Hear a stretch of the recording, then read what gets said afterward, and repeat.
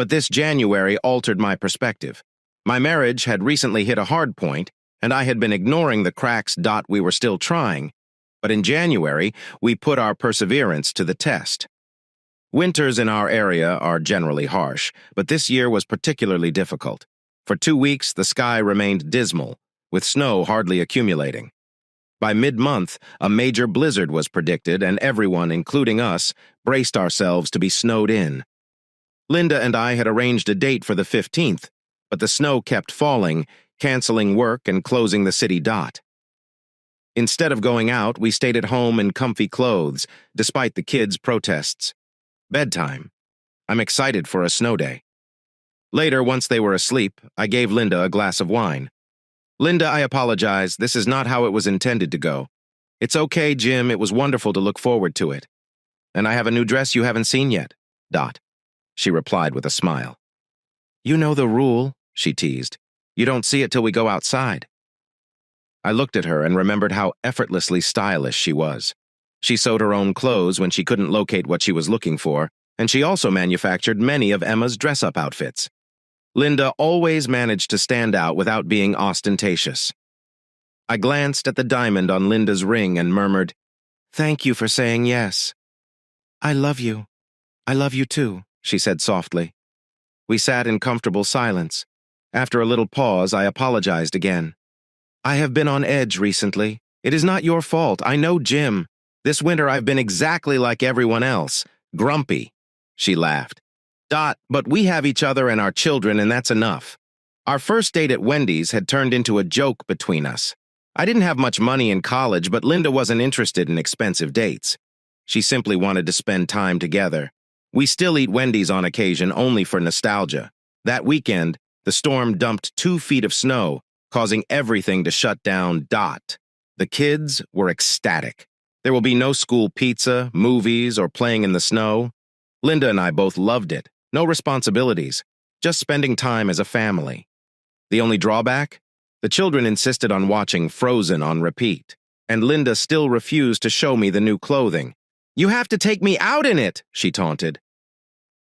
The real world reappeared Sunday evening when the snowplows cleaned the streets. School and work resumed on Monday, but the weekend left us with a warm and lasting recollection. Linda received a call one evening from her dear friend, Dee. She hung up excitedly, telling me about her plans to conclude the dreadful month with a night out, supper, dancing, and a hotel stay with pals. It sounded fantastic. "There's only one condition," I said, gazing into her eyes. "You wear an outfit that I haven't seen before." She muttered with joy, her smile promising an unforgettable night. The dress was blue, but I couldn't tell you what shade. Whatever it was, it made her blue eyes shine. The dress featured long sleeves, a high collar, and a length that fell past the knee, but it was far from conservative. Her skirt flowed as she walked, and when she danced, it swayed in a way that drew attention. The cloth held Linda just right, snug but not too tight, emphasizing her small feminine shape as she downed the steps. I was speechless. She grinned, softly closing my open mouth with her finger. "It's still just me," she said quietly. Our 10-person group had a great time during supper. Linda was the most beautiful woman there, and I made sure she knew it. I caressed her arm and her hand whenever I could, and she returned my adoration with warm grins.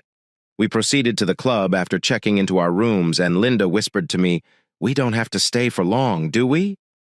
I knew she was eager to return to the room, and I was equally excited at the club. Linda attracted a lot of attention, but she only had eyes for me.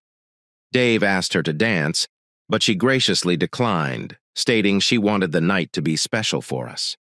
During the evening, Dante Romano, a well-known football player, arrived, generating a stir. To my amazement, he approached Linda and invited her to dance. I watched as she agreed, and they danced 2 slow songs together. The image of her dissolving into his arms disturbed me. After they had returned to the table, I asked Linda whether it was time to leave. For a brief moment, I noticed terror in her eyes. She hurriedly excused herself, stating she needed to use the restroom. Dee accompanied her, but only Dee returned. Linda did not return after several minutes, so I asked the bartender to check on her. Dee interjected, insisting she wasn't in the restroom. She departed the club.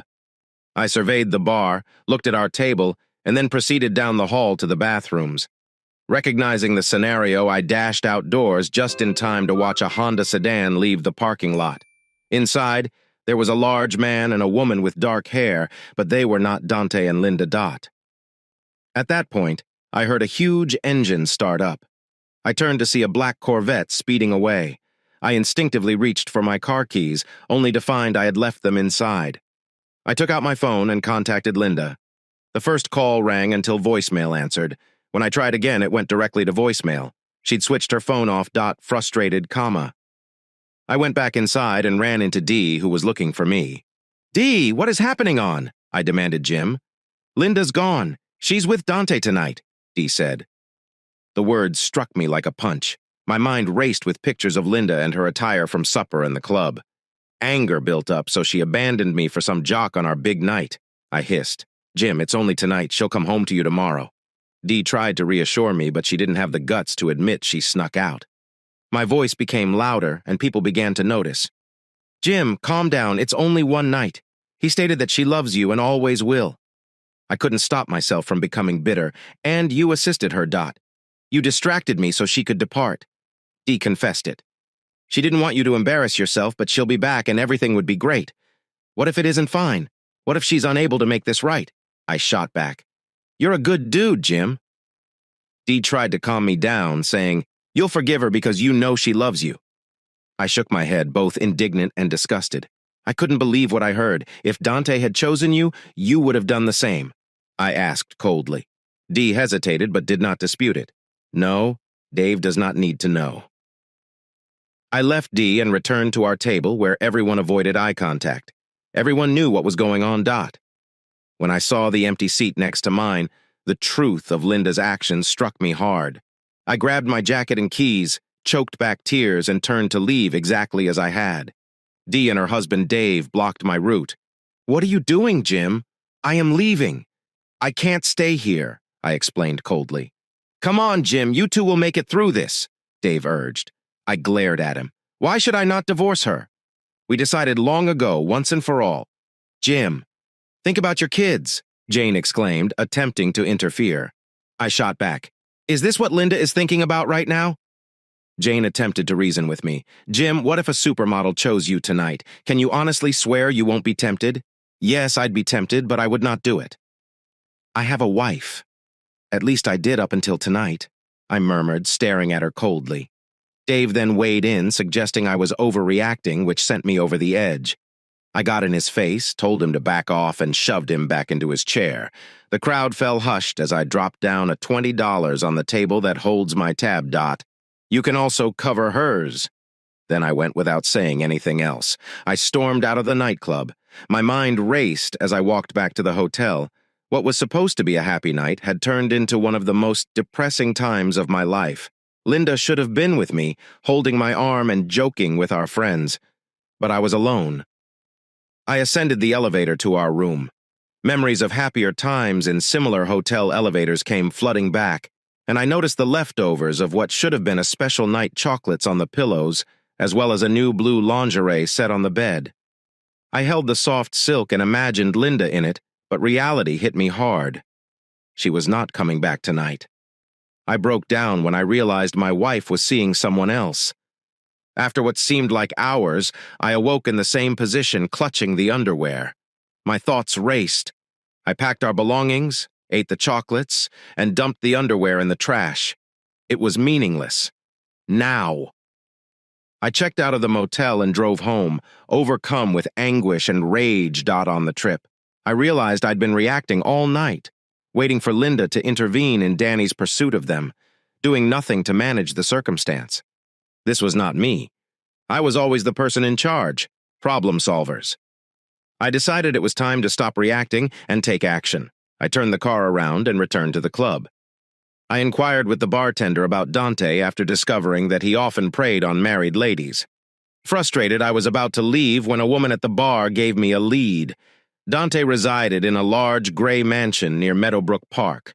I drove around the area till I came across the house, a beautiful mansion with a black Corvette parked in front. I approached the door and rang the doorbell. Dante responded in his bathrobe, evidently displeased to see me. I am here for Linda, I replied harshly. She is not here, he lied, attempting to close the door. I did not back down. Let me speak to her. I'll call the cops. We both know you do not want that kind of problems. He reluctantly allowed Linda to approach the door. She stood there in her robe, shocked to see me. What are you doing here, Jim? She asked. I am coming to bring you home. Let's leave now so we can deal with this privately, I begged. Linda refused. I'm spending the night with Dante. He will take me home tomorrow. Her remarks felt like a punch in the stomach. I warned her that her actions would have major consequences, but she was unconcerned. Go home. Jim, we will talk tomorrow, she said, dismissing me. I departed knowing that things would never be the same again. She stepped back into the home and shut the door. She has entirely shut me out of her life by closing the door. I remained there for a while, numb, before walking to the back of my car, opening the trunk, and narrating quietly into my phone. I quote am getting out my emergency kit and cutting the valve stems on all 4 tires of Mr. Romano's Corvette. This should not cost more than $100 to repair. After finishing, I placed a $500 check under the windshield wiper and called 911. Someone is vandalizing Dante Romano's automobile. I reported providing the address. I wasn't finished. I got a lug wrench from the trunk and continued talking on my phone. Now I am shattering the driver's side window. The replacement cost should be less than $200. I shattered the window and set off the alarm. Within minutes, Dante stormed out of the house, yelling and threatening me. I held out the wrench, alerting him that I was ready to protect myself. Is it worthwhile to risk your career? I asked. He paused in his tracks, perplexed and irritated. As the police approached, I dropped the wrench and raised my hands. The officers separated us, and I admitted to vandalism. The female cop handcuffed me, mumbling that she was sorry but had no other option. I urged her to take note of the check under the windshield. Linda stood to the side, watching the officer pick up the check while I was loaded into the patrol car. I caught a glimpse of Romano cutting the check in half, a smug expression on his face. At the police station, I made one call to the local newspaper, pitching them a story about Dante Romano. Then I spent the night in a holding cell, nodding asleep with the other detainees. The next morning I was released and hailed by my lawyer, Derek. Over coffee, I told him everything. By the time I was finished, he advised that we start divorce proceedings. I agreed. Derek dropped me off at my car right in time to watch Romano's Corvette being taken away. I drove home expecting Linda to be present, but the house was vacant. I showered, changed, and then fell asleep on the couch. I awoke 2 hours later to the sound of the front door. Jim? I'm home, Linda called, sounding as if nothing had happened. She appeared to be unchanged, wearing the same blue outfit from the night before. She started an accusation, blaming me for the night's events. Dante could have eliminated you, Jim. What were your thoughts? I responded bitterly. Are you proud of yourself, Linda? How will your parents react when they find out she tried to soothe me by stating nothing had changed between us, that her love for me was as strong as ever? But I could not believe her. If that's the case, I suppose we never had what I believed we did. Linda's face fell. She walked upstairs, and when she returned downstairs clothed in sweatpants, she inquired about the lingerie she had left on the bed. I dumped it in the trash, I explained.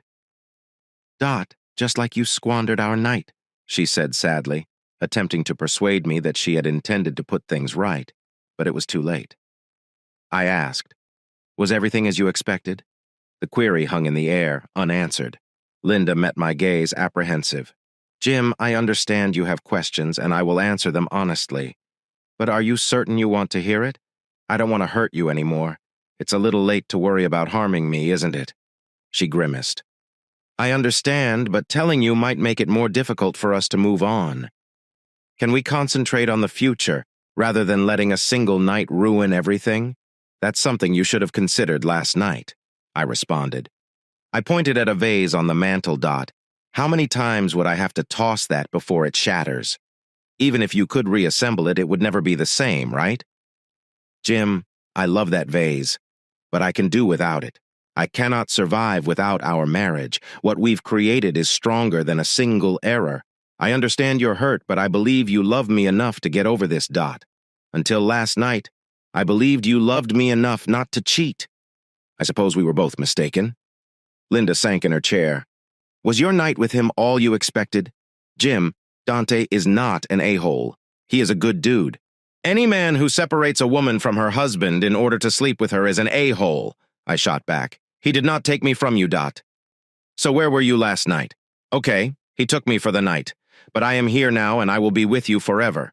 So you're like a toy that he played with and then returned. What if the next celebrity emerges? Another night alone for me? No. I am here because I adore you, because this is our house. If he asked you to remain longer, would you still be here? Linda flushed. You're correct, but he was kind and respectful. I hope you would stop calling him that. Oh, I should thank him for treating you well as a free hooker. I was standing up, outraged. She shrank back. I sat down, attempting to relax myself. All right. Was everything as you expected? I asked again. More, she remarked, looking into my eyes with sympathy. I exhaled. How did it begin? She described how Dante invited her to dance, and despite her surprise, she couldn't say no. She expected it to be simply a few of dances, but after the second, she felt something deeper. I did not decide to do it. I knew I would. She admitted that her remark struck me hard, but I remained silent as she continued. He told me to meet him at the rear door. I loved that he did not put it in your face. I assumed you were looking forward to seeing me once we finished dancing. I didn't understand you were ready to leave me. I spoke angrily. I was not leaving you. It was only one night, like running errands. I knew I would be back. Running an errand. Really? Sleeping with him was like going to the supermarket. She flinched. No, but I'd never leave you. I questioned if she would have stayed if I had cut in. She stared me in the eyes. No. Her response cut deep. Do I mean so little to you? No, Jim. You mean the world to me. Your acts indicate otherwise. I meant nothing from the minute he approached. I examined the clock. I'll get the kids, help them settle down, and then head out. I can't deal with it right now. Jim, I didn't mean to hurt you. Please do not do anything that will make it difficult for us to stay together. You've already made it difficult enough. Think about Emma and Tommy, she pleaded. Didn't you think about them last night? I snapped. Before I departed, I instructed her to write down what had transpired. I don't need details about what you did, but I do want to know what you were thinking. I can't stand looking at you right now. I will do whatever you ask. But how can I make things up to you if you're not here? She asked. Not until I see a clear STD test. Linda flushed. Must you shame me? Dante is an athlete. He needs to be clean. Have you asked him? No, you did not. I grabbed my coat and exited, irritated that she hadn't even considered the risk. When I picked up the kids, they came up to me shouting, Daddy! And filling the car with eager conversation. It was noisy, crazy, and just what I needed. Back home, the kids shared their enthusiasm with Linda while I unpacked their luggage and packed my own. After supper and story time, I put them in and kissed them goodnight. I promised myself that whatever happened, I would always do the right thing by them. Later that evening, Linda approached me with caution. Jim, are you sure you want me to write everything down? Do you really want to read it and relive the anguish later? Exhausted, I responded. I never wanted this. You did it anyhow. It's obvious that what I desire no longer matters to you. I don't want to read it, but I need to understand what happened so that I can make future judgments. She leaned out to touch me, but I moved back. Her hand dropped and her face became pale. I'll do as you asked. I'll even highlight the sections that may cause you the most pain so you may avoid them if you like. I nodded, grabbed my luggage, and said I'd see you tomorrow after supper. I love you, Jim. I used to believe that. As I stepped out, my phone rang. It was an unusual number, so I replied, Hello? Hello, this is Janet Norton with the Sentinel. Do you have a time to discuss your encounter with Dante Romano in the next half hour? I told her the story and answered her questions. By then, I'd told the story enough to be able to do it without feeling crushed by melancholy. Janet said she'd write it up for the next day's paper and asked if she might call me with any additional questions. I agreed. I then checked into a cheap hotel halfway between home and work. I took a few beers at a little local bar and barely saw anything around me. My life, as I had imagined it, was wrecked. I knew I needed to focus on the children. They needed a stable environment in which to grow. That was not negotiable. But Linda appeared to believe that things would return to normal once I got over it. But I knew it would never be the same where Linda and I lived. I didn't have an answer yet, but the idea of our children being split between two homes was unbearable. We needed to work something out for their sake. The next evening, I went home to the usual raucous greeting from the children. Linda smiled at me, but I stretched out my hand. "Don't touch me until you've given me what I asked for." After the kids went to bed, she handed me a stack of handwritten pages. I spent a long time on this, Jim. I attempted to answer all questions honestly. I know it'll hurt, and I cried while I wrote it, but I will not lie to you. She tentatively put the papers in my hands. "Good night, Jim. I love you." She wanted to kiss me, but I held out my hand, so she departed. I stared at the pages, admiring her familiar handwriting. It reminded me of who I believed she was. I sighed and started to read. "Dear Jim, when you departed, you stated that you did not comprehend what I meant when I said I loved you. I was stunned. I believe you meant that if I truly loved you, I would not have done what I did, and I would have agreed with you until Dante came to our table. Then everything changed. I want you to know that my affection for you has not altered, despite the fact that I am well aware that my actions caused you significant pain. I did not cheat on you to harm or embarrass you. I didn't do it for revenge. I'm trying to be honest. You deserve the truth, even if it hurts." When Dante embraced me in his arms, I was overcome. His bulk and strength left me feeling little and powerless. However, he never forced me. It wasn't like I had no options. But it seemed like everything was already determined. From the first slow dance, I knew I was his for the night, and I didn't fight it. I simply went along with it. Did I enjoy the feeling at the time? Yes. Now I regret giving up control so quickly, especially to someone I knew did not care about me. Would it have been the same for any other huge, aggressive man? I do not think so. You know, Paul is large and muscular, but I never had the same connection with him as I did with Dante. It was only Dante. When I signaled Dee to accompany me to the restroom, she was well aware of what was happening. She stated Dante desired the one girl who didn't chase him and that I was fortunate. She promised to keep you distracted long enough for me to leave, and she reminded me to have fun. Then I went outdoors and Dante was holding my coat. I'm not sure how he acquired it without the ticket. Celebrity advantages, I suppose. When he helped me into my coat and touched my shoulders, I was overcome, just like on the dance floor. He drove me to his house, turned on light music, and we danced in the living room. He didn't rush me to bed, which I loved. We kissed as we danced, and he had complete control. After a while, he brought me into his bedroom and placed me on the bed. He undressed me slowly and almost reverently, and I've never been so stimulated in my life. I'm not sure how long we had sex. It seemed like forever. It was everything I desired. At one point, I considered contacting you to say I was safe and loved you, but I was too exhausted. I simply fell asleep. Then I awoke to a beating on the door. I didn't realize it was you. When I saw you in the doorway, I was stunned. I hoped Dante would make you leave, but when he directed me to speak with you, I had no idea what to say, so I just told you to go home. After that, I was sobbing, and Dante consoled me. We returned to bed, and he held me until I fell asleep in the middle of the night. I heard the alarm go off in Dante's ranting.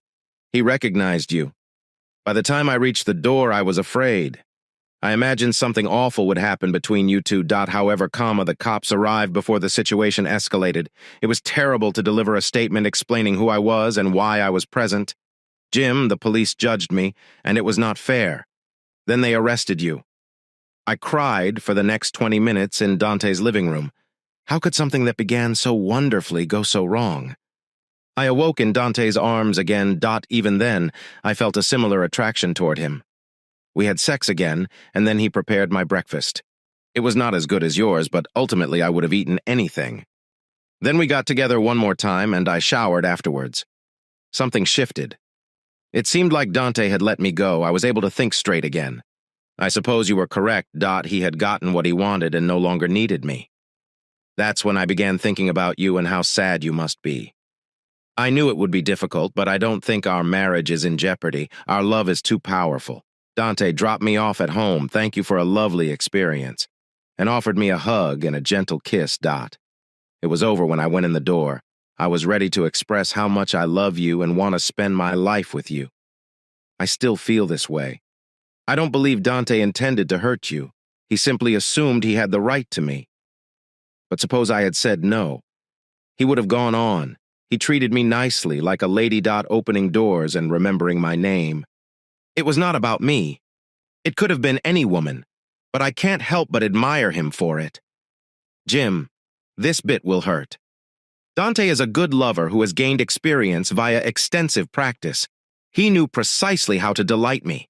It was the finest sex I had ever had. However, it was not with or for me. It was on me.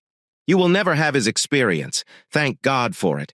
You've learned to love me over time, and that's far more valuable than having the best sex. This is the most difficult part, but it gets easier from here. Dante offered me excellent sex, but it had nothing to do with me as a person. I was just another woman to him, which made things impersonal. One final thing. If Dante asked me to leave you and marry him, I would decline. Even without Emma and Tommy, I would always choose you. Dante is a great lover, but you're an amazing dude. I understand you're upset. My devotion did not prevent me from giving Dante what was intended exclusively for you. But now, everything has been returned, and my affection for you hasn't changed. Love. Linda. I felt intellectually and physically exhausted. How could a married lady have an affair and then return to her husband and tell him not to do the same? Is this the modern concept of marriage? Commitment without loyalty? If that's the case, what exactly is the goal of marriage? She played her game, and now it's her turn to bear the consequences. I grabbed the documents, turned off the lights, and headed for my motel. I couldn't concentrate at work on Monday and went through the motions until 1 p.m. Derek had scheduled a meeting with his divorce lawyer. I arrived at Diane Hoffman's office unsure what to expect. She was a no-nonsense older woman who was both lively and straightforward. It was unnerving when she constantly stated, "If I decide to take your case," even though I assumed her representation was a guarantee. After hearing my experience, she remarked, "Are you certain you're not exaggerating?" I told her everything, even showing her the recording from Romano's house while she listened to Linda's confession and the altercation. Her smile widened. "I need a copy of this recording. And the confession, too," she exclaimed, amazed. "I had everything in written when she asked what I wanted out of this," I confessed. "I wish none of this had occurred, but that is not feasible. I wish I could magically be cool with it, but that is also not going to happen. I'm extremely offended, and I believe the wisest course of action is to initiate the divorce. Diane warned me about future trust concerns and suggested that I hire an investigator to check Linda's claims. She handed me a card and said it would cost a few $1,000s, but it might help reestablish trust or uncover the truth. Diane told me that although I was hesitant, I grasped the cold logic before leaving. I will manage the legal aspects. You concentrate on your life. Later that day, I met Ron Jackson, a middle-aged and ordinary man who sold surveillance equipment. I spent approximately $3,800 on tools for tracking Linda's calls, texts, and actions. He helped me install an app on her phone that would discreetly record everything. I didn't feel like returning to work, so I left early. Linda was preparing dinner, looking agitated. I greeted her, but there was no embrace or kiss. She knew our impending chat would be difficult. I spent time with the kids, enjoying their excitement, while Linda stewed in her own thoughts. That morning, I discreetly placed a monitoring app on her phone. It took less than 10 minutes, and she hadn't changed her password, which made things easy.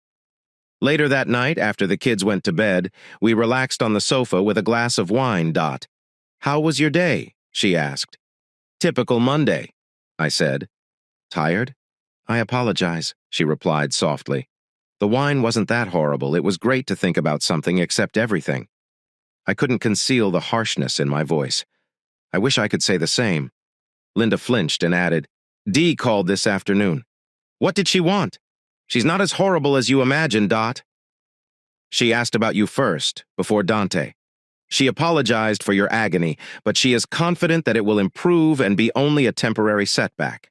That demonstrates how much she knows," I replied harshly. We sat in silence for a while, continuing to act as we normally did. Just another night at home. But something had shifted.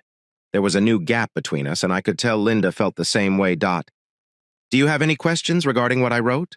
Linda asked. I shook my head, unsure where to start. I was looking for something in your message, but it was not there. Her body clenched. What is that? Is there any hint that you understand what I need to overcome if we're going to stay together? She shivered. Do you want to discuss that now? Or are you too tired? You need to know, but it doesn't have to happen tonight. The sooner we speak, the sooner you can begin healing. All right, I replied, gathering my thoughts. Let's say this was our first date, and you departed with another man, spent the night with him, and returned the next morning. If that had occurred, would there have been a second date? But Jim, that was Dante. Why does this matter? You still choose him over me? If it was our first date, I wouldn't call you again. But after almost 10 years of marriage, how am I supposed to go on? Jim, I did not choose him over you. You absolutely did not. For the rest of my life, I'll need to know, I quote, am only your first pick if there isn't another option. Linda appeared shocked. No, Jim, you have always been my first pick. One night does not change it. One night, however, changed everything. You selected him from the minute he invited you to dance, until he finished with you. How can I persuade you that this is not true? You cannot, because it is. You made decisions every step of the way, approach him while signaling D to cover for you. You picked him over me. Linda was always quiet and practically whispered, perhaps I don't want it to be true. I don't want to believe I'm capable of doing that. Even though my pals believe it's fine, but that is not what is in my heart. A week ago, we knew every detail about each other's hearts. Now I'm not sure what to believe. She exhaled. I know I harmed you. But don't wounds heal with time? This does not have to affect our entire future. You're correct. It will hurt less in the long run. But this altered everything. You shattered my trust in you and our marriage. Things I assumed would always be private between us have vanished. What's left to rely on? She couldn't respond, just moaned. I have not changed, Jim. I am still just me. I understand. I haven't changed either, but what you did on Friday night changed us. Linda was quiet for a long time. I realize this is difficult, and I know I've terribly harmed you, but you always find a way through terrible situations. You'll figure out how to go through this as well. I exhaled. What if the man you married died that night or the following morning? She stood erect, eyes filled with anguish and resolve. If he did, I'd know since I'd also dead, but I do not believe it. Not for one moment. I grabbed my coat and walked to the door. Maybe you are correct, but I am still struggling tonight. I'm heading back to my motel. As I departed, I realized how unjust this was. She'd made her choice. She had the night she wanted, and our buddies believed everything was okay. Meanwhile, my life was a disaster, and I was left to figure out how to move forward. Later that night, Derek called me, Hey, dude. Did you know the Sentinel covered your story? Romano and your wife are being dragged through mud. I hadn't thought about it since speaking with the reporter, so I stopped by a store and got the paper. Sure enough, there was an article complete with images of Romano's damaged Corvette window. The piece focused on his career endorsements and contract discussions. While it wasn't stated as fact, it was evident they were pushing the story for the following few hours. I started receiving phone calls from pals regarding the newspaper piece. I eventually stopped answering and sent them to voicemail. When I returned to my hotel and reviewed the texts, one stuck out. It came from Doug Coffey, host of Coffee in the Morning, a local sports talk radio show. Jim, he continued, I saw the article and was wondering if you'd call into our show tomorrow morning. Our peak audience is between 730 and 830. If you can call at 7 o'clock, we'll try to get you on the air. He offered the producer's name and phone. A little before 11 o'clock, I received a notification that I had not seen previously. When I checked, it was a message from the app I had loaded on Linda's phone. Dear Linda, I was disappointed I didn't see you at Morrison's last night. I hope you're not ill. I recall dancing with you and everything that happened thereafter warmly. I would like to meet together again soon. I will name you Dante. The whole had texted my wife. This means she handed him her phone number. What happened? It's over. One and done. Why would she offer him her phone number if she didn't intend to contact him again? I was waiting to see whether she would answer, but happily she did not. Exhausted, I eventually fell asleep, but my dreams were filled with agony. During the day, I could distract myself, but at night I was vulnerable. I relived everything that transpired at Morrison's, vividly recalling Linda's time with Dante owing to her letter. I witnessed her gladly giving herself to him in ways she had never done with me. She claimed it was the best sex she'd ever had, and that's what tormented my dreams. Night after night, I awoke drenched and crying, only to fall back asleep and repeat the nightmare. Linda wasn't helping either. While she felt awful for hurting me and jeopardizing our marriage, it was evident that she did not regret being with Dante. And based on his text, I suspected it wasn't over. How could I trust her? That night at the club, I believed our marriage was at its peak. But Linda ignored me and let Dante sweep her off her feet. Even when I stood on his porch, she turned me away. She closed the door on me. About our love, about our marriage. These thoughts consumed me until Tuesday morning when I awoke before dawn. I am grateful to have escaped my dreams. I remembered I needed to phone the radio show, so I got dressed and ready to share my story. I listened to coffee on my phone while shaving and showering in the morning like I usually do. The debate centered on the team's performance, with some criticism of Dante's play, but nothing overly severe. At 7 o'clock, I called in. The producer advised me to stick to the facts and avoid being overly emotional, then put me on hold. When Dan Coffey finally called me on, my nerves grew. "So let's bring in Jim Lewis," Dan said. "Jim, you're not a sports analyst, correct?" I said, "No, just a fan like everyone else." "But you saw Dante on Friday night, so you have some insight into what happened during the weekend, right?" "Yes, you could say that. Dante and I had some words which may have influenced his game on Sunday. I told the crowd about the happenings at Morrison's, including my arrest. Dan kept me on course, and by the end of my 10-minute recount, my story was complete. Callers soon filled the lines, with some criticizing Dante for allowing his personal life to interfere with his work, while a few ardent fans attempted to defend him, but were rapidly drowned out. Dan kept me on for another 40 minutes while callers vented their rage at Dante. Near the end of the show, Dan said that the team's VP of Public Affairs and his agent, Dante, had asked to be on the show the next day to correct the record. Dan asked if I was willing to phone in later to respond. Dan clearly saw this as a win-win situation for him. Either the team cleared Dante's name or my story would reign. In either case, he'd have fantastic radio following the show. Art, the producer, called again, and this time he treated me like an old friend. He was stunned when I told him I had videotaped the entire episode at Dante's house. He asked if I could email the recording over so they could play it on television. I agreed, but my phone began filling up with texts from Linda's phone. It was difficult to believe how much time she spent texting. Reviewing all of her interactions was overwhelming, so I decided to wait until midday before tackling it.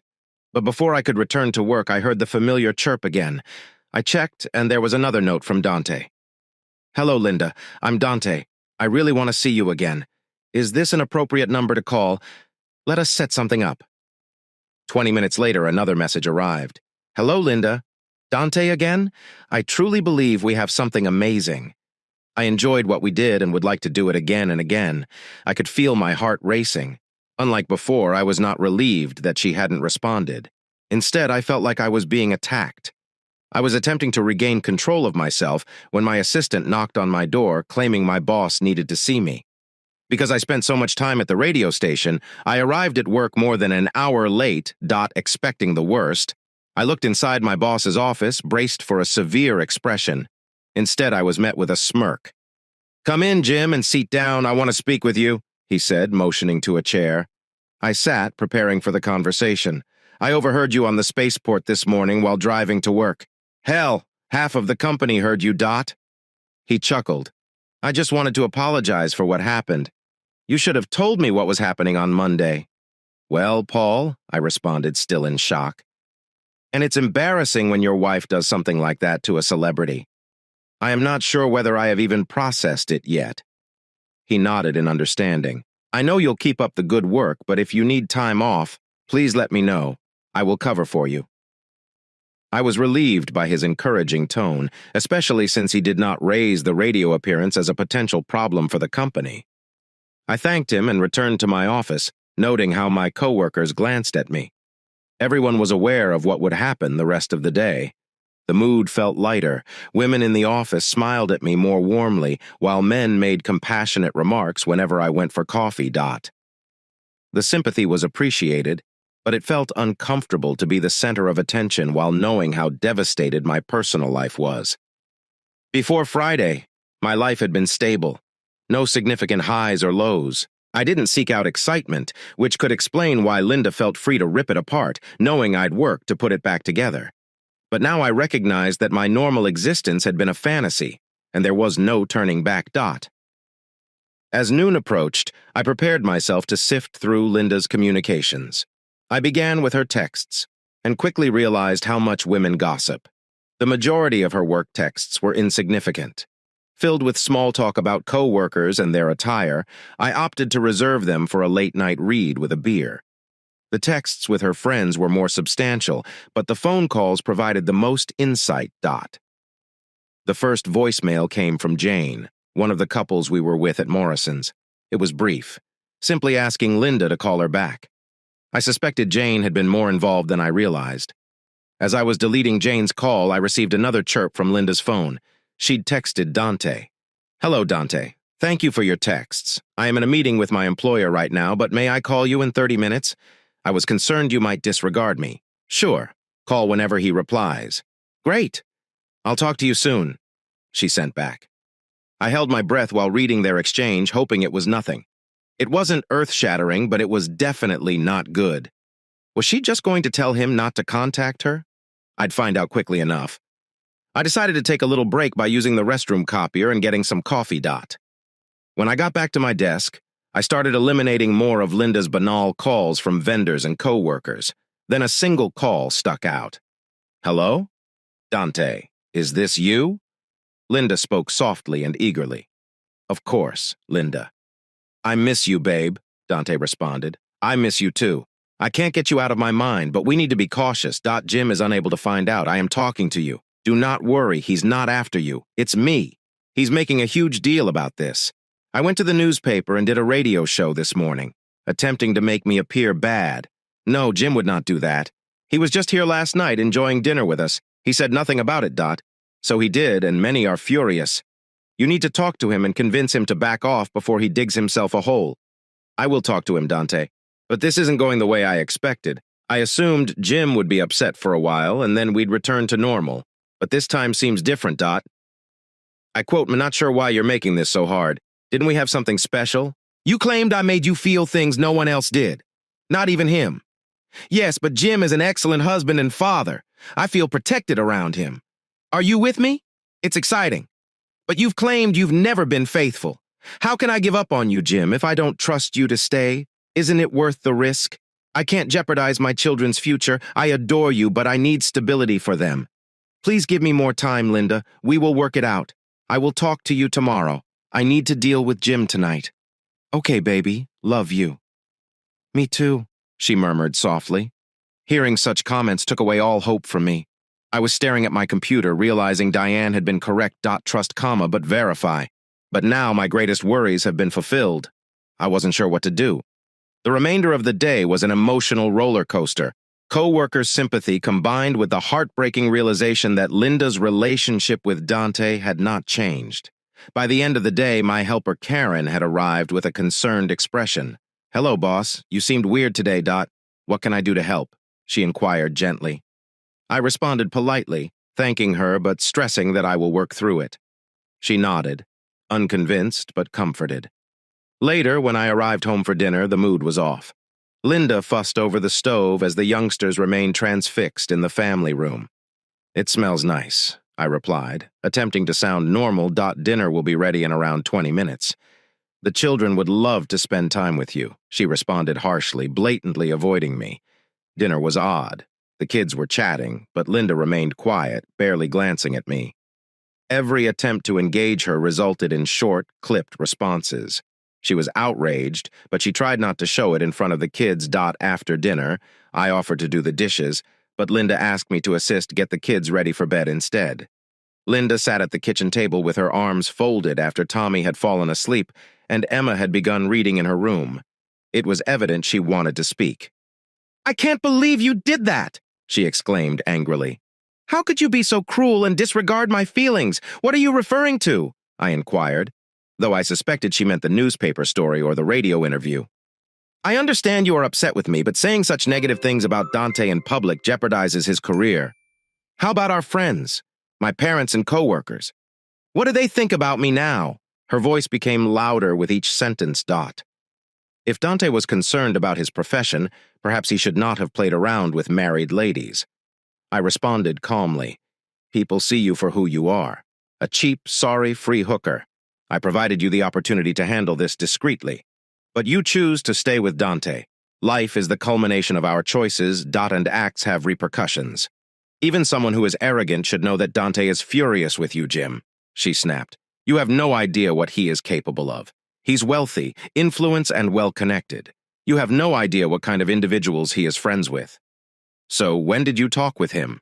I asked, remaining calm but forceful. Her rage briefly turned into guilt before returning. He phoned me at work. How did he know where you worked? He did not. He called my cell phone. She confessed calmly. And how did he acquire your number? I gave it to him, she muttered. When did you give it to him? When he brought me home on Saturday morning, she said, almost imploring. And why would you give him your phone number if you hadn't planned on seeing him again, as you claimed? I was not thinking when he asked. She stammered. So let him know the next time you talk. It will only get worse from here. I got up and grabbed my jacket. We'll deal with your additional difficulties as they arise. I need to get home now. I have a full day tomorrow, I said, walking towards the door. But Jim, this is your house. Linda spoke hesitantly. I am not so sure, Linda. We will see. I grabbed my backpack and departed. My visit with Ron was getting wiser by the minute. Throughout our chat, my laptop was uploading recordings from our phones and cameras. I just needed some time to check them out, but that would have to wait. It was nearly late when I arrived at my motel, after a few hours of disturbed sleep, interspersed with nightmares. Wednesday morning, I awoke at 4:32 a.m., eager to return to sleep. I got up, showered, and left for the radio station around 6:30 p.m. Once there, Art described the arrangement. Romano's agent and public relations representative would be in the main studio with Dan, while I would observe from an adjacent studio behind a glass window, unseen by them at 6:55. I got an SMS from Linda. Jim, I understand where you are and what you're doing. Please do not do this. Think about me. Think about our family. Let it go, please. I stared at the letter intently. Dante had tipped her off. I shook my head and turned off my phone. Dan kicked off the show at 7 o'clock with news, advertisements, and an introduction. Yesterday, we heard the story of Jim Lewis, an ordinary man whose wife was abducted by rock star Dante Romano, leaving him embarrassed and lonely. But today, our guests argue it's just the musings of an unhappy man going through a difficult divorce. Great, I mumbled. Were they setting me up? But Art made a comforting gesture, so I sat back and watched the interview develop. Romano, quote, S-crew embellished the story. Dante was unaware that Linda was married. He merely took her home to ensure her safety, and I overreacted by vandalizing his car out of rage. They portrayed Dante as the good man, even promising to help me organize my life. As the hour finished, Dan teased my future section, and the men looked at me, plainly upset. Art, walked them out, and the technologists started preparing for my segment of the show. Ray, one of the technicians, stated that we took portions from both your recording and theirs. Dan will ask you questions, and I will handle the audio. Simply focus on speaking clearly, Ray added. I stayed up all night working on this because I believe you were mistreated. Most guys are worried this will happen to them, yet it is a reality. I'll make sure you don't get duped again. Dan's intro began, and we were live. The show ran smoothly. Dan showed footage from Romano's team, followed by my recordings that refuted their assertions. When they said Dante had no idea Linda was married, we showed a video of him chatting about her when she wasn't at his residence. I detailed what happened, and Dan played more audio to back up my story. It was a brilliantly planned debunking of their lies. After dinner, I offered to do the dishes, but Linda asked me to help with the kids' baths and bedtime ritual. Linda sat at the kitchen table, arms folded after Tommy had fallen asleep and Emma had begun reading. It was evident that she wanted to speak. "I can't believe you did that," she exclaimed, her voice tense with rage. "How could you act so carelessly without regard for my feelings?" "What exactly are you talking about?" I inquired calmly, guessing she was disturbed by the newspaper piece or radio interview. "I realize you're upset with me, but publicly humiliating Dante. You realize you're interfering with his career, right? And how about our friends, my parents, my co-workers? What do they think about me now?" Her voice increased with each sentence. If Dante was concerned about his profession, he should have considered it before being involved with a married woman. I responded evenly. "People see you for who you are, a cheap, sorry, free hooker. I provided you the opportunity to handle this discreetly, but you chose Dante. Our choices have consequences. Even someone can be arrogant, as Dante should know. Dante is upset with you, Jim. You're not sure what he's capable of. He is wealthy, influential, and well-connected. You're dealing with powerful individuals you don't even know, Dot." "So when did you speak with him, Linda?" I inquired, keeping my tone cool but forceful. Her expression changed from rage to guilt, then back to wrath. "He phoned me at work." "How did he know where you worked?" I pressed, but he didn't, she explained. "He called my cell phone. And how did he acquire your number?" "I gave it to him." Dot. She whispered quietly. "I questioned angrily when he took me home on Saturday morning." She responded, her voice almost pleading. "And why would you give him your phone number if you promised me you'd never see him again?" My tone became more accusing. When he questioned, she hesitated and replied, "I wasn't thinking." I stood up and grabbed my jacket. "So, the next time he calls, tell him this is only the beginning.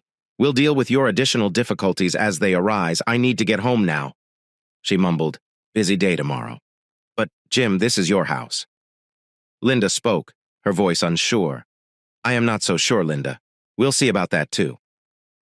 I grabbed my backpack and departed. As I walked away, I reflected about my recent run. It was becoming increasingly obvious that it was a wise decision. My laptop had been uploading the recordings as we spoke. I simply needed time to review them, but that would have to wait. It was nearly midnight when I arrived at my motel room. I only got a few hours of sleep. I am haunted by humiliating nightmares. Wednesday morning, I awoke around 4:30 a.m., unable to fall back asleep. By 6:30, I had dressed and gone to the radio station. When I arrived, Aunt described the idea. I would watch from a separate studio, while Romano's agent and public relations representative met with Dan in the main studio at 655. Linda sent me a text message. "Jim, I understand where you are and what you're doing.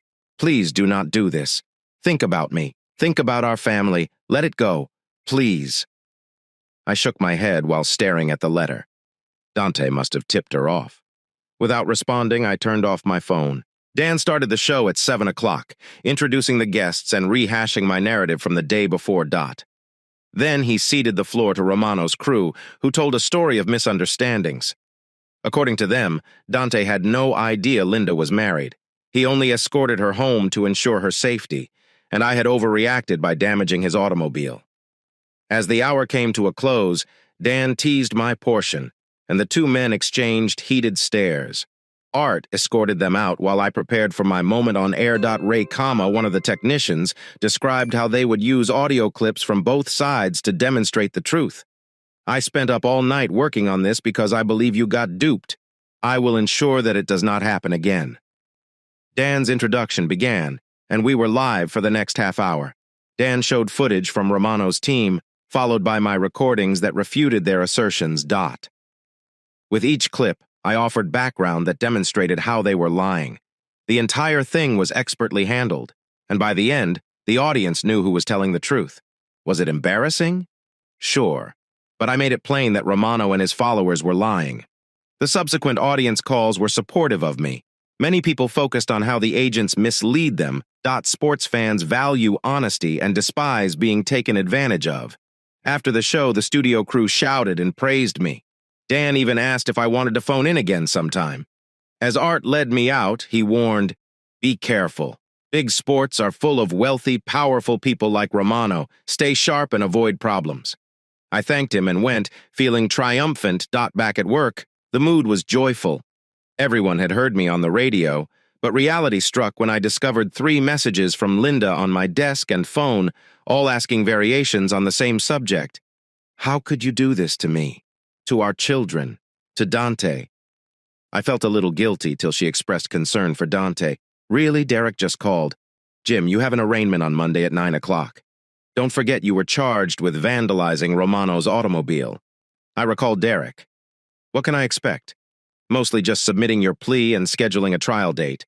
But you revealed everything during your emergency call, so the DA, because it involves a celebrity, the prosecution may seek a harsh punishment. What if I plead guilty and explain the situation? That might work. I will meet with the DA and make sure we have the arresting police for verification. Let's meet at 8 o'clock on Monday. After we hung up, I spent my lunch break going over the recordings from my residence. The majority of it was ordinary, but one call between Linda and Dee stuck out. Dee urged Linda to apply greater pressure on me, reminding me that divorce would leave me with nothing. Linda paused, saying she was unsure she could do it.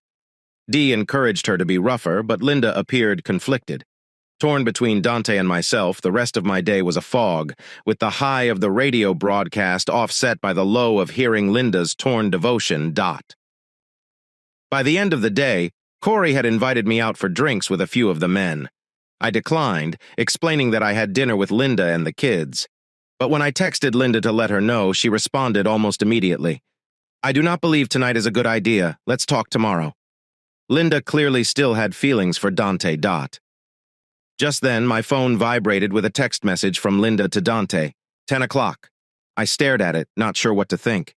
When Corey came by again, I yelled out, "Hello, Corey, is the invitation still open?" He smiled. Of course, we're headed to All-Star. See you there. All-Star was your usual sports bar, with a wide rectangular bar, high-top tables in the center, low tables along the sides, and booths along the walls. Flat-screen televisions lined the walls, particularly around the bar. As soon as I stepped in, I saw Corey waving from a high-top table, accompanied by Matthew, Sarah, and Jacob. Corey and Matthew, who worked together, were both single. Jacob was fresh off his honeymoon, and Sarah, like me, was married with 2 children. When I sat down, the company was unusually silent, waiting for me to establish the tone for the evening.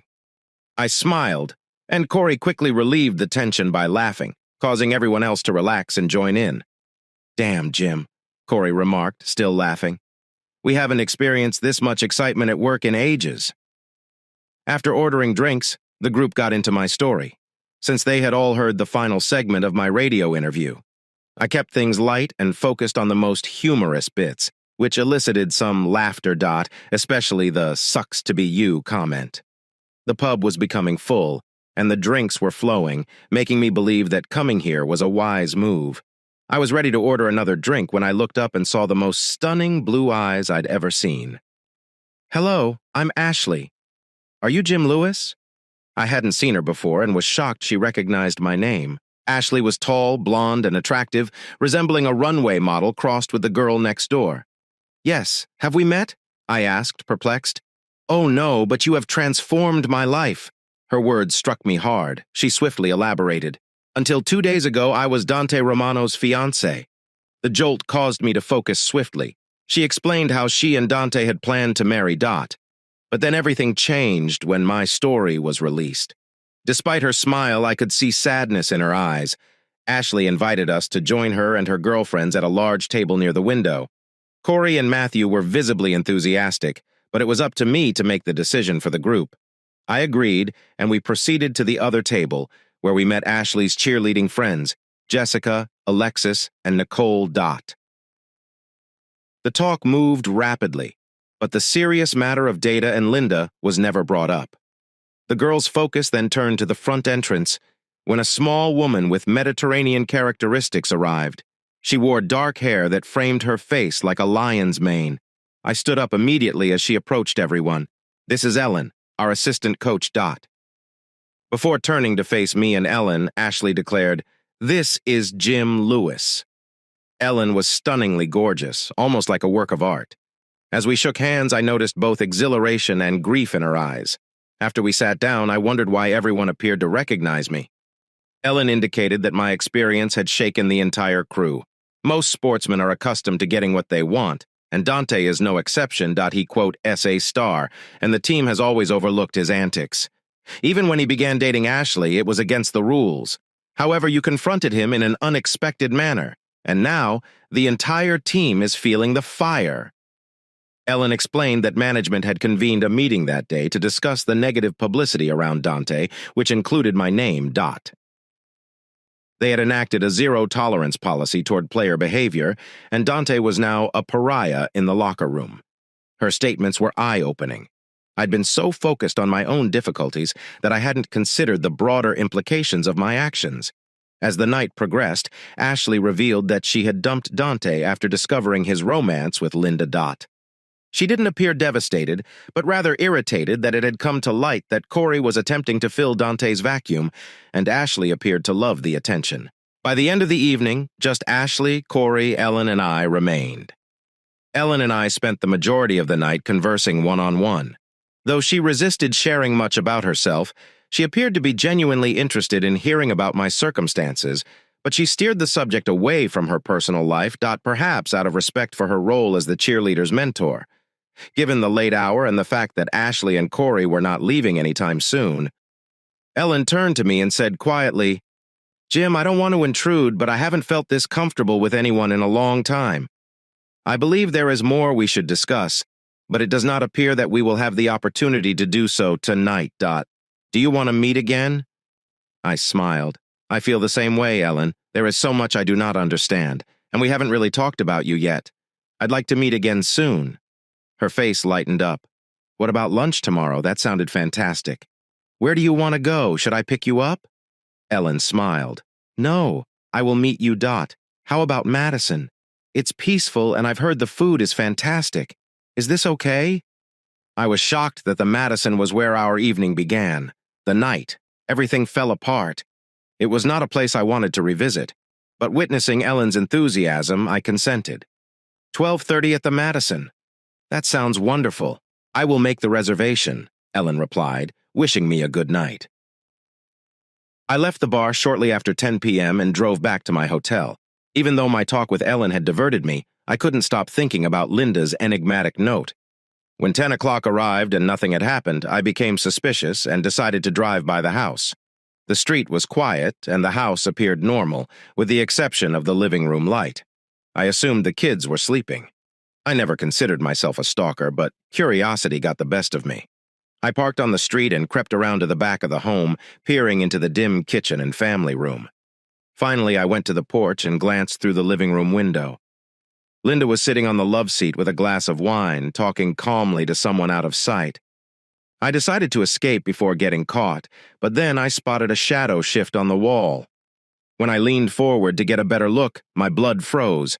It was Dante Romano, sitting in my living room with a glass of wine. Anger and confusion struck me. How could this happen?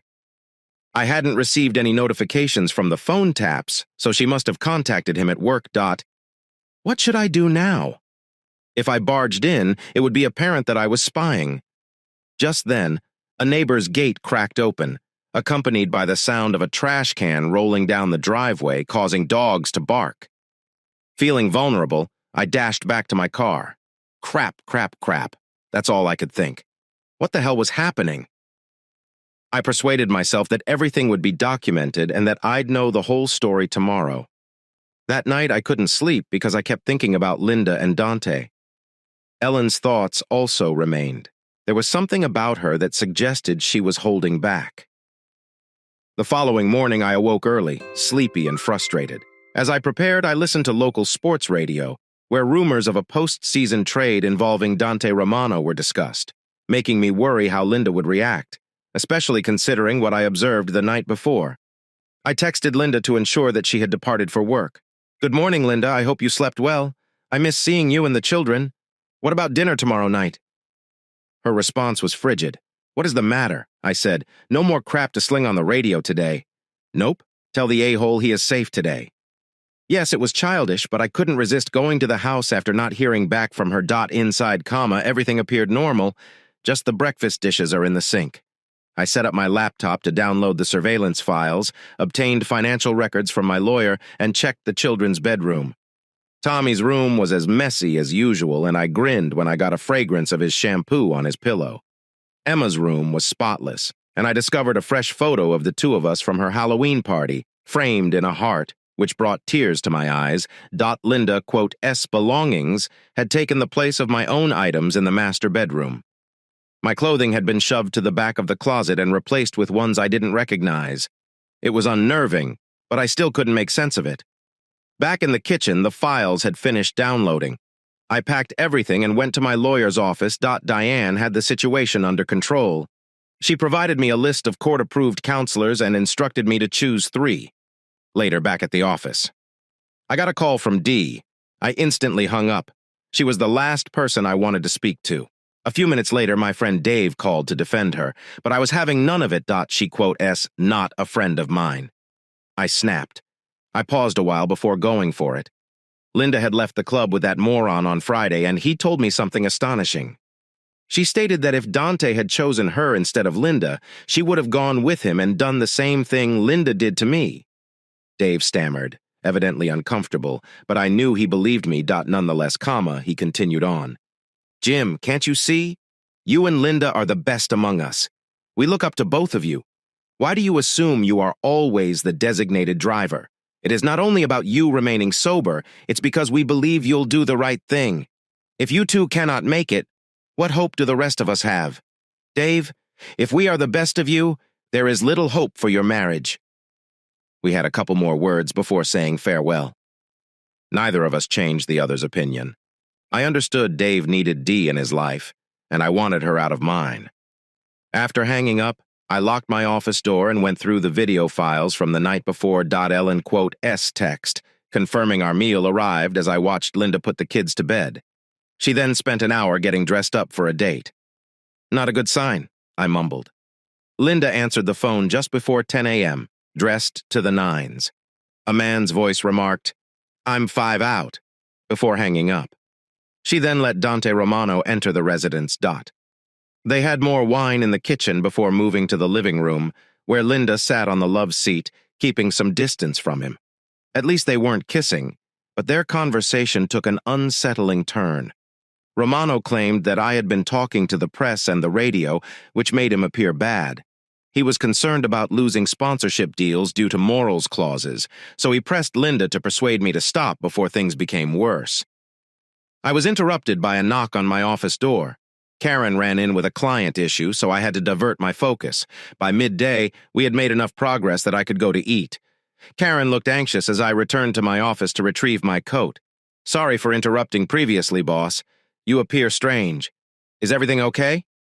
Yeah, I was taken by surprise. I have a lunch appointment, but I'll check in when I get back to the Madison. I saw Ellen immediately away. She looks amazing. Even more than I remembered as we settled in. Our talk flowed effortlessly. She spoke candidly about her difficult childhood, her parents' love story, and the tragedy that occurred when her father died in a vehicle accident. Her stepfather was abusive, and her mother went into profound despair. Ellen's story was painful, but she spoke with calm strength. Just as we were bonding, I noticed Linda storming toward our table, her face contorted with rage. What the hell are you doing here? She demanded. Who is this woman? I tried to be calm. Linda, lower your voice. She was not having it. You are having an affair. This is not an affair. It's lunchtime, I remarked, increasing my voice so that everyone could hear. An affair occurs when a wife sleeps with someone other than her husband. You should know. Linda seems astonished and humiliated by the observers. I begged Ellen to allow us a moment and led Linda outside where I saw Dee sitting with friends. So Dee was the one who tipped her off. Everyone in that restaurant knows what you did, and they probably think you're insane on top of that. I told you to go back to your office or wherever. Linda begged to know who Ellen was, remaining suspicious. Her name is Ellen, and you introduced us. I claimed she did not believe me. If you hadn't spent the weekend with Dante, she wouldn't be sitting next to me today. But Dee claimed she saw you holding her hand. Linda pressed. She shared something painful with me, and I consoled her. I mentioned that this is what respectable people do. You've always stated that married people should not meet strangers alone without informing their spouse, she countered. And she was correct. I'd stated it before. Linda, It is not like you haven't done worse recently, Dot. She snapped back. You keep mentioning what I did. Can't you see that was different? I am not talking about Friday. When I stated it, her face turned pale. What did you do last night? Nothing. I was with the children. Really, I visited the house last night. Linda. She appeared to be panicked. Why didn't you come inside? Because you were not alone. Her face had lost its color, Dot. What did you see? Enough to realize you are lying. We needed to speak, but not here. She agreed to come by after work.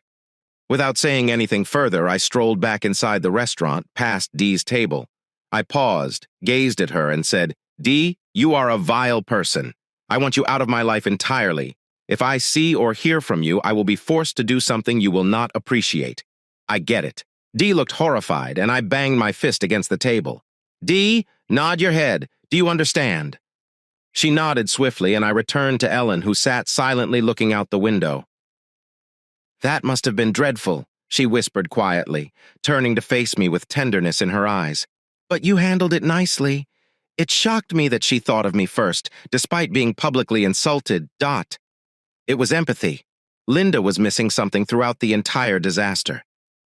Ellen and I tried to resume our talk, but my mind kept wandering back, looking for any instance where Linda had demonstrated genuine empathy during difficult times. Linda was polite and confident, but empathy had never been her strong suit, particularly recently. We completed lunch, but the tone had changed. Dot. We congratulated each other for a lovely supper and promised to stay in touch. Though no plans were made, we separated with a gentle kiss on the cheek, and as I walked away, I wondered if some time and space were just what we needed. When I arrived to the workplace, my team greeted me with enthusiasm, celebrating our recent project accomplishment. But I needed space. I shut my office door and started examining the recordings from the night before. The day slipped by, and I faintly recall Karen saying goodnight. By the time I left, it was after 6 o'clock, and as much as I feared going, I knew I needed to see the kids at home. It was silent, but for food baking in the oven and a note from Linda on my plate. In the letter, she apologized for everything with Dante, showed regret, and requested a chance to rebuild our marriage. A week ago, I would have treasured the letter even if it had arrived 24 hours earlier. I could have considered that, but after watching the recordings, it didn't seem as important. I folded it, tucked it into my coat, grabbed a beer, and waited for them to arrive home. The evening with the kids was fantastic, wrestling and laughing. But after dinner, Linda brought us drinks, apparently eager to discuss. I was not. I told her I was too exhausted and we'd discuss tomorrow. As I was leaving, she asked Dodie whether she would rate a kiss. I hesitated, gave her a short peck on the cheek, and went away. Back at the motel, I was getting ready for bed when I heard my phone's familiar chirp. Delinda sent a text. So, how did he take it? Linda said, I don't know. He didn't stay long, so I didn't get a chance to speak with him. He's a piece of junk. Dee wrote, ignoring my previous caution. He will never find somebody as amazing as you. Linda said, I do not know, Dee. He appeared remote, like if someone had died. I don't know where his head is. Don't worry, you're not imprisoned in a convent, Dee said cryptically. After a little of chatter, the texts ended.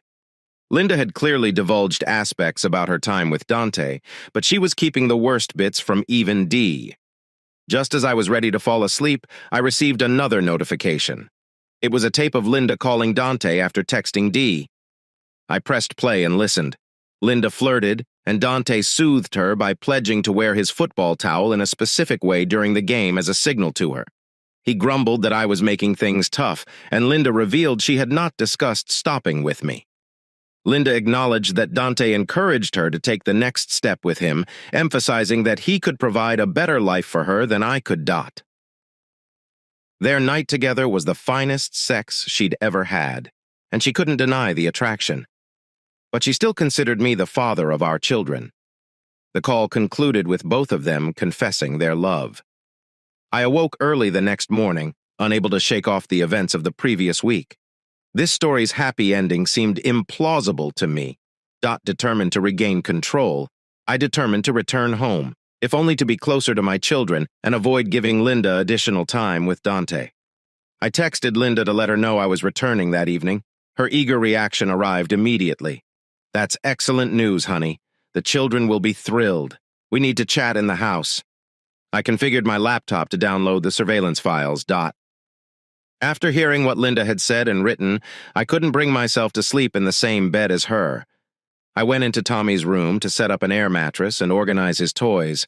I cleaned Linda's belongings from the bedroom and bathroom, transferring her clothes to Emma's room and keeping the remainder in the garage.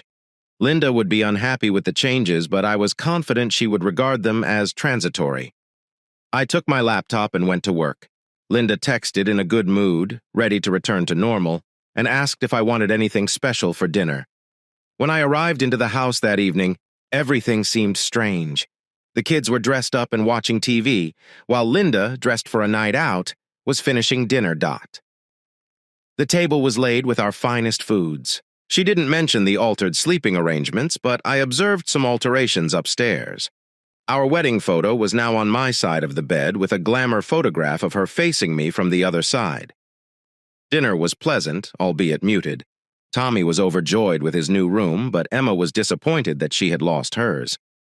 I reassured them that it was not permanent, and Linda smiled before Emma could react.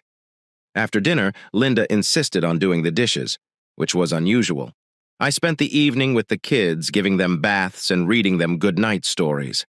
When I returned to the living room, Linda sat on the couch with a glass of wine and a beer waiting for me. Jim, "I understand you are exhausted, but we need to chat," she replied. "Can we wait till tomorrow?" I inquired, avoiding eye contact. She responded, "I am frustrated. I just want to talk about what you've been doing with the press and radio." It was evident that Dante was her top priority. I stood up. "Nothing is scheduled for tonight, so it can wait. Good night." I walked upstairs, leaving her astonished. That night, my phone chirped with messages from Linda and Dante. But I didn't care. I slept easier knowing that I had disrupted their plans. The next morning, I began yard work early. Linda called me for breakfast. I assured her that I would eat later. Around 10 o'clock, she came out and asked if I could watch the kids while she went shopping. I agreed, pleased to spend more time with them. She returned that afternoon carrying only a few bags. My suspicions increased. Later, after feigning to slumber when she knocked for supper, my phone continued to buzz with texts. I disregarded them. I'm enjoying the quiet that comes from shutting out Linda and Dante. The next morning, I decided to take the children to the zoo. I left Linda a note. "I figured you might be fatigued, so I'm taking the kids to the zoo. We will be back by dinner. Have a wonderful day." We spent the day in the zoo, and to avoid disruptions, I turned off my phone. When we got home, the kids were asleep and Linda was at the kitchen table. "Where have you been? Why was your phone turned off?" she demanded. "We were at a zoo." I did not want to be bothered, I explained quietly. Her scowl grew, but she changed the subject. "I told her I was going out to dinner with Derek that evening, and she yelled at me, reminding me that we were supposed to discuss." I simply responded, "I spent all day with my family. I am not ready to talk to you." I left the Sunday Sentinel on the counter. The lead page stated that Romano is history. The local talent was traded to Salt Lake City. Linda gazed at it, unsurprised. "That was unfair." "Jim," she replied bitterly, "don't. I did not deserve that." I felt my blood pressure rising. "Linda, many individuals share responsibility for what happened, including someone in this kitchen." I went without further conversation, pretending to have arrangements with Derek. In truth, I was not meeting him. I really didn't want to deal with Linda and risk accidentally revealing what I know from the surveillance film. That evening, I read through Linda's texts and listened to Romano, who was outraged after realizing he had been swapped. The idea of him pursuing married women while humiliated made me giggle a little.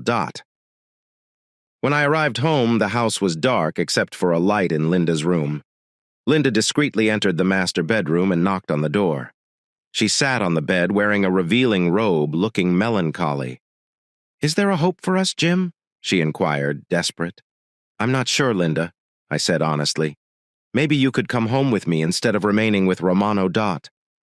But now I am unsure." She broke down, praying for forgiveness. "I never intended for this to happen. I love you, Jim.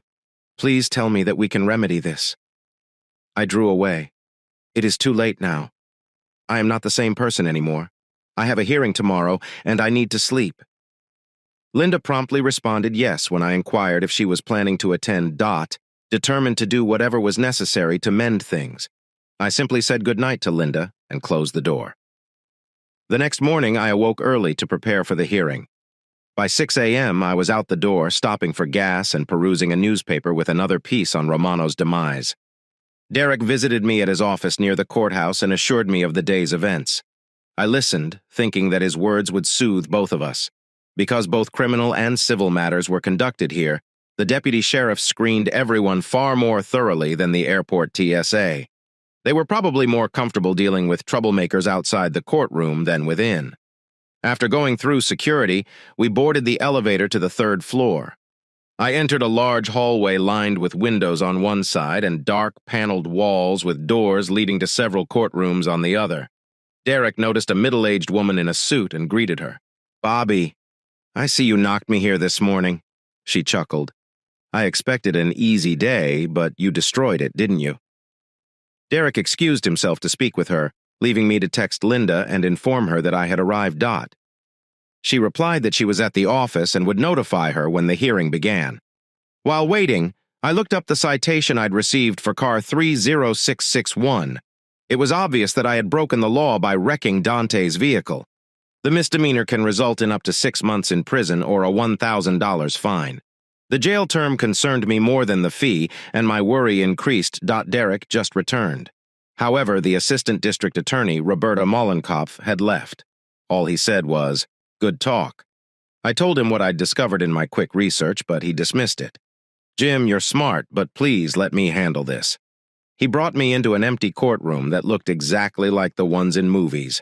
I took a seat in the first row behind the defendant's table, while Derek set out his paperwork to secure our location. Slowly, the room filled up. At 9 a.m., the bailiff issued an order to silence all cell phones. When the judge appeared, everyone stood and then sat together. Derek whispered that my case was being moved to the end of the docket, as expected. The following 2 hours passed slowly as we waited for additional cases to be treated, each of which appeared to be more critical than the last. I became more nervous as the judge's patience wore thin. By 11:20, the courtroom was almost empty, and Bobby reappeared with an assistant. I recognized Janet Norton, the reporter, sitting calmly in the back, but Linda was still nowhere to be found. The judge called my case, and the clerk read the charges against me. Malicious damage to Dante Romano's automobile. The judge asked both lawyers if they had spoken and thought the case could be settled today. They both agreed, and the judge summoned them to his chambers. I sat alone, sensing the gravity of the situation. A few minutes later, 2 police officers, most likely those who had arrested me, entered and sat down. Just as I was ready to give up hope, Romano and Linda strolled in. She tried to make it appear like they weren't together, but her guilty expression said otherwise. Linda moved into the seat next to mine, murmuring, "Has it started?" I briefly described what was going on and gestured for her to remain silent. After about 15 minutes, Derek and the prosecutor returned, and the judge re-entered the courtroom. Derek motioned for me to stand near him as the judge asked whether I was ready to enter a plea. Derek affirmed that we were, and the judge addressed me. He acknowledged Eric's efforts on my behalf, but inquired about restitution. He requested to view the repair estimates that Derek had supplied. The judge stated that the damage to the car was minor, with estimates ranging from $88 to $348. He mentioned that Derek had claimed I had given Romano $500 in restitution, which he declined. "Is this true, Mr. Lewis?" he asked. "Yes, Your Honor," I responded. Romano quickly stood up and shouted, "That's a lie!" He never offered me anything. The judge turned to Linda and asked, "Is that correct, Mrs. Lewis?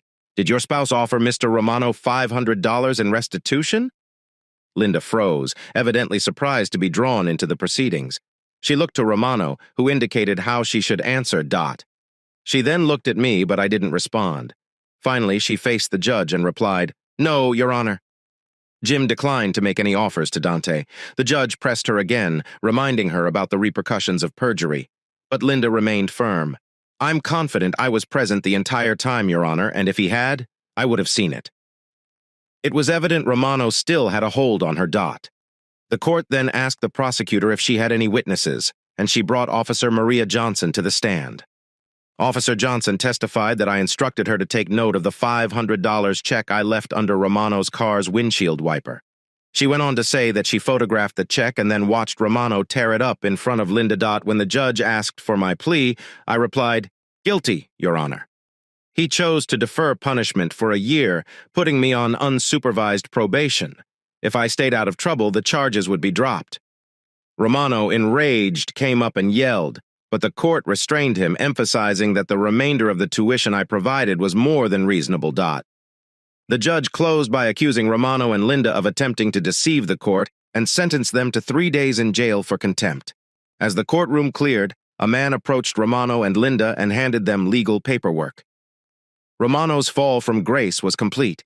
His career quickly ended, and Linda relocated to California following our divorce, which was formalized within months. I gained custody of the children, and life gradually progressed. After the divorce, I reunited with Ellen, and we eventually got serious. I proposed during a calm moment by the lake, and to my astonishment, she accepted. We married a few months later, and Ellen slowly but steadily became a treasured member of my family. My children, Emma and Tommy, thanked us for a wonderful day at an amusement park, and I felt we had truly become a family. Calling Ellen's mother for the first time. Later that night, as we hugged and reminisced on how far we had come, Ellen smiled up at me and asked, "Do you think it's too early to start talking about having more children?" Here is the next story. I never expected my life to turn into a nightmare, but it did. When I walked into that room and saw her with him, everything fell apart. My beautiful wife, Ginny, is in the arms of another man. Rage consumed me. I faced them, the treachery blazing in my chest that night in the pouring rain. I sought vengeance from the darkness. I charted my heart, cold and calculated. It was more than just an affair. It was a war, and I wasn't about to lose. December 26th. My phone rang just as I was finishing my morning coffee and working on a difficult Sudoku puzzle. Before going to work, I generally perform a puzzle to wake up my head, and I've gotten so used to it that I still do it on my days off. You could say that solving problems is my work. My team receives complex computer code from a variety of sources, and we must determine what it accomplishes, where it comes from, and how to prevent it. I enjoy this type of work. I enjoy puzzles, and being paid to solve them is even better. Anyway, my phone stated that it was my employer calling. I scowled when I noticed that. I didn't want to call from work during the Christmas vacation, but when the boss calls, I must answer.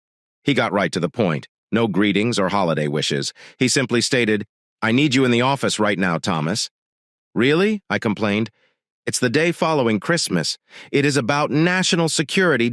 Thomas, you have to hurry." I sighed and immediately penned a note to Ginny, telling her where I'd be in case she returned home and found the house empty. She had gone to help a friend who was depressed following a breakup. I thought that was a lot to expect of her, especially around the holidays. But that is Ginny. She SS always concerned about her buddies.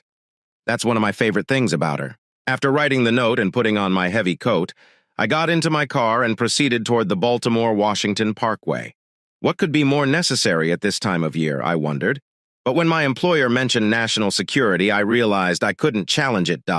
He was unlikely to be exaggerating, or at least I didn't believe he was.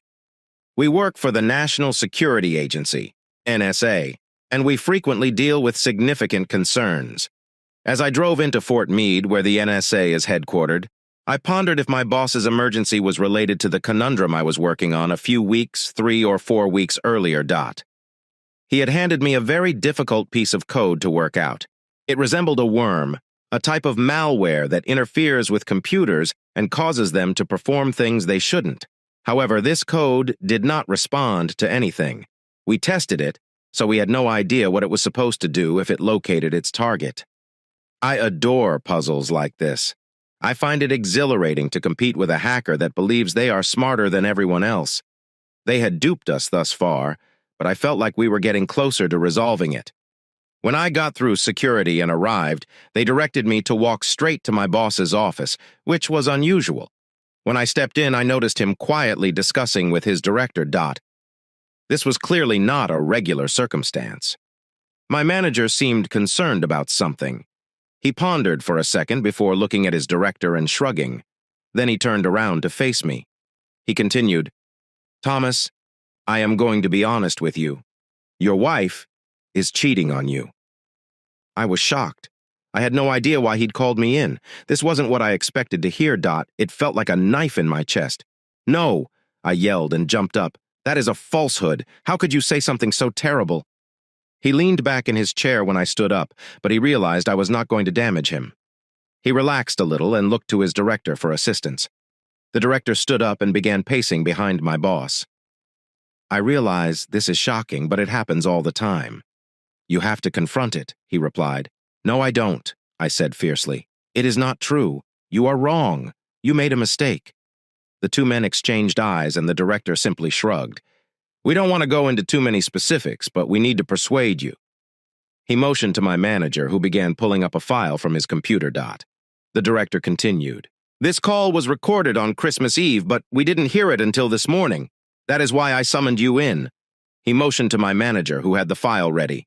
"Sit down to hear this," he warned my manager. When I clicked the button, my wife's voice filled the room. The sound quality wasn't fantastic, but I recognized her voice. "I regret that we can't be together for the next 2 days," she added in a way I hadn't heard in a long time. "What is wrong, baby? Didn't I show you enough love last time?" a man's voice inquired. "No, never," she answered. "Being with you makes me desire more. You're like a drug for me. I thought I could be ill." My manager seemed anxious and offered to turn off the recording, but I declined. I needed to hear this. The man's laugh made me angry. "When do you think we can get together again?" he asked. "Christmas Day is definitely over." Jenny's voice stated, "But I'll figure out how to get out of the house the next day." "I'll tell Thomas. My friend is upset and in need of my help. That always works." Hearing this made me clench my jaw. "What do you want me to do? What if we could be together now?" the man teased. Jenny's voice sounded odd. "If you were present now, I'd like you to join me," she said. "Then what?" he asked, smiling. "I want you to make my dreams come true." I could detect a tremor in her voice. Oh, wow. Just thinking about it makes me feel agitated. "Turn it off!" I yelled, making Ben jump. Hearing her speak to another man in such a crazy manner was too much for me to stomach. Jenny, the lady I so adored, had cheated on me. If I hadn't heard the recording, I wouldn't have believed it. Listening to it in front of my boss and his director made the situation worse. I closed my eyes, wishing I could slip beneath the desk. Ben glanced at me with concern. "Are you all right, Thomas? Do you need anything?" he asked. "No," I replied softly, shaking my head. I was still trying to process what I had just learnt. "Please give me a minute. I will be all right." Then a thought struck me. My anguish grew into anger. "Wait a second, what were you doing? Listening in on my wife's phone? You have no right to do so." The director moved closer, hands raised as if to comfort me. Not so straightforward, Thomas." I interrupted him. "Yes, it's that simple. Were you snooping on my wife? She is a normal individual who does not work for the government. You had no right, Thomas. We were not spying on Jenny. Our algorithm detected her partner's vocal pattern, which is why we recorded the chat." I stared at him, puzzled. The director ran his fingers through his gray hair. "Thomas, I don't sure how to tell you this, but your wife's boyfriend is on our radar. We believe he may be linked to a terrorist organization. I believed I had already witnessed the worst shock of my life. Now I see I was mistaken. Jenny may be unfaithful, but she is not dangerous." I gave a gasp. She would never aid them. When news of the most recent attack broke, she was furious. We discussed it several times. "Calm down, Thomas. No one believes Jenny is a member of any terrorist organization. We believe he has targeted her." At first, I felt some relief. It wasn't entirely Jenny's fault. Some dodgy guy was attempting to charm her, but I couldn't get over the fact that she had given in to him. Why was she with this man? Why was she flirting with anyone other than me? I thought our marriage was strong. When did she quit loving me? I tried to put that aside and comprehend everything else I'd just learnt. I do not comprehend. Why would a terrorist organization target Ginny? It does not make sense. Ben squeezed my shoulder. "Think about it, Thomas. They do not care about her. They want to use her to reach you." Me? Why should someone want to be close to me? We're not sure, but we believe they intend to use Jenny to contact you and gather information on the NSA. It's the only option that makes sense. I fell into my chair and peered around the office, hoping that something there could make sense of the chaos. I noticed a Christmas wreath hanging in Ben's window, which felt out of place. Christmas was over, as were many other things. I didn't believe the world could ever be truly peaceful. Goodwill to men. I pondered again. Ben's boss leaned across the desk and stared directly at me. "Thomas, I have an important question for you." I just gazed at him, not understanding. "Can you see Jenny tonight and pretend none of this occurred? Can you pretend as if you know nothing? You just found out." I glanced at him incredulously. "No way," I responded firmly. He looked at Ben. "That's what I expected you to say. I wouldn't be able to do it if I were in your position. Here's our plan. We'll send you out of town for a few days. This way, you will not be in risk while we investigate what's going on." "What is the problem?" I asked fiercely. "Go get that person and interrogate him. If you need assistance, I am willing to do that." They exchanged glances. "That's it. Thomas Amir has disappeared, and he could have departed Washington. His phone is turned off, and he is not at his apartment." Even though I was frightened to inquire, a notion occurred to me. I needed to know. "How about Jenny? Is she safe?" The director claimed she was not in danger. Amir does not genuinely want her. She's only a stepping stone. The FBI will keep an eye on her. I felt slightly relieved. Jenny's actions had left me severely hurt. But I could not wish her harm. I cared too much about her. I couldn't turn off my emotions that soon. I looked up at the two men. "So what should I do now? You should go home and pack a bag. Then hurry to the Washington National. We will send you to Oak Ridge. Your tickets are already booked. The director stated that the first flight is to Nashville at 12 o'clock. Someone will meet you at the airport and take you to Oak Ridge." While I took this in, the director continued, "Make careful to leave Jenny a letter so she won't be concerned if Amir contacts her again." When I returned home to our modest house and stepped inside to pack, everything felt different. The furnishings and decor that had once been cozy and familiar now seemed odd to me. Our home had harbored so many dreams, but they were now gone. As I penned a note to Jenny, I fought not to show my actual emotions. I remembered what I'd heard about her lover, and the last thing I wanted to do was warn him that we were on his trail. My message was plain and concise. I didn't do anything big, like leave my wedding ring on the table. Instead, I took off my ring and placed it in my pocket. The meaning it contained was lost forever. The moment I heard that recording on my long flight, I attempted to occupy my mind with the Sudoku puzzle in the magazine, but I couldn't concentrate. My hand kept reaching inside my pocket to feel the ring inside. I wished it was a magical ring that could transport me back in time to before anything happened. But then I knew that the reasons or weaknesses that had prompted Jenny to be unfaithful would still be there, waiting to be exposed again if the opportunity arose. I felt so messed up that I couldn't even think of a pleasant daydream. As I came off the jet bridge at Nashville International, a large man with a visible bulge under his sports coat approached me and inquired, "Are you Thomas Selfridge?" I began to respond, but then realized I did not know this man. "Do you have any ID?" I asked. He groaned and took out his wallet, showing me an FBI badge. I nodded and walked with him. "How did you realize it was me?" I asked. "They instructed me to hunt for the saddest guy on the plane." He spoke without smiling. I felt down because I thought my grief was so visible to others. "I didn't see your name on your badge," I replied, attempting to be pleasant. "Henry," he remarked as he walked down the concourse. "Is Henry your first or last name?" I asked, hoping to keep up. "Yes," he replied while kept walking. I shook my head, simultaneously heartbroken and furious.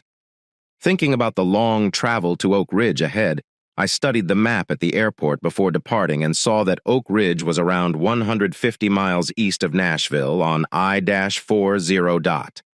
This meant we had a 2-hour drive ahead of us. Henry was silent for the majority of the trip, but when we passed Harriman, he nudged me and motioned to the left.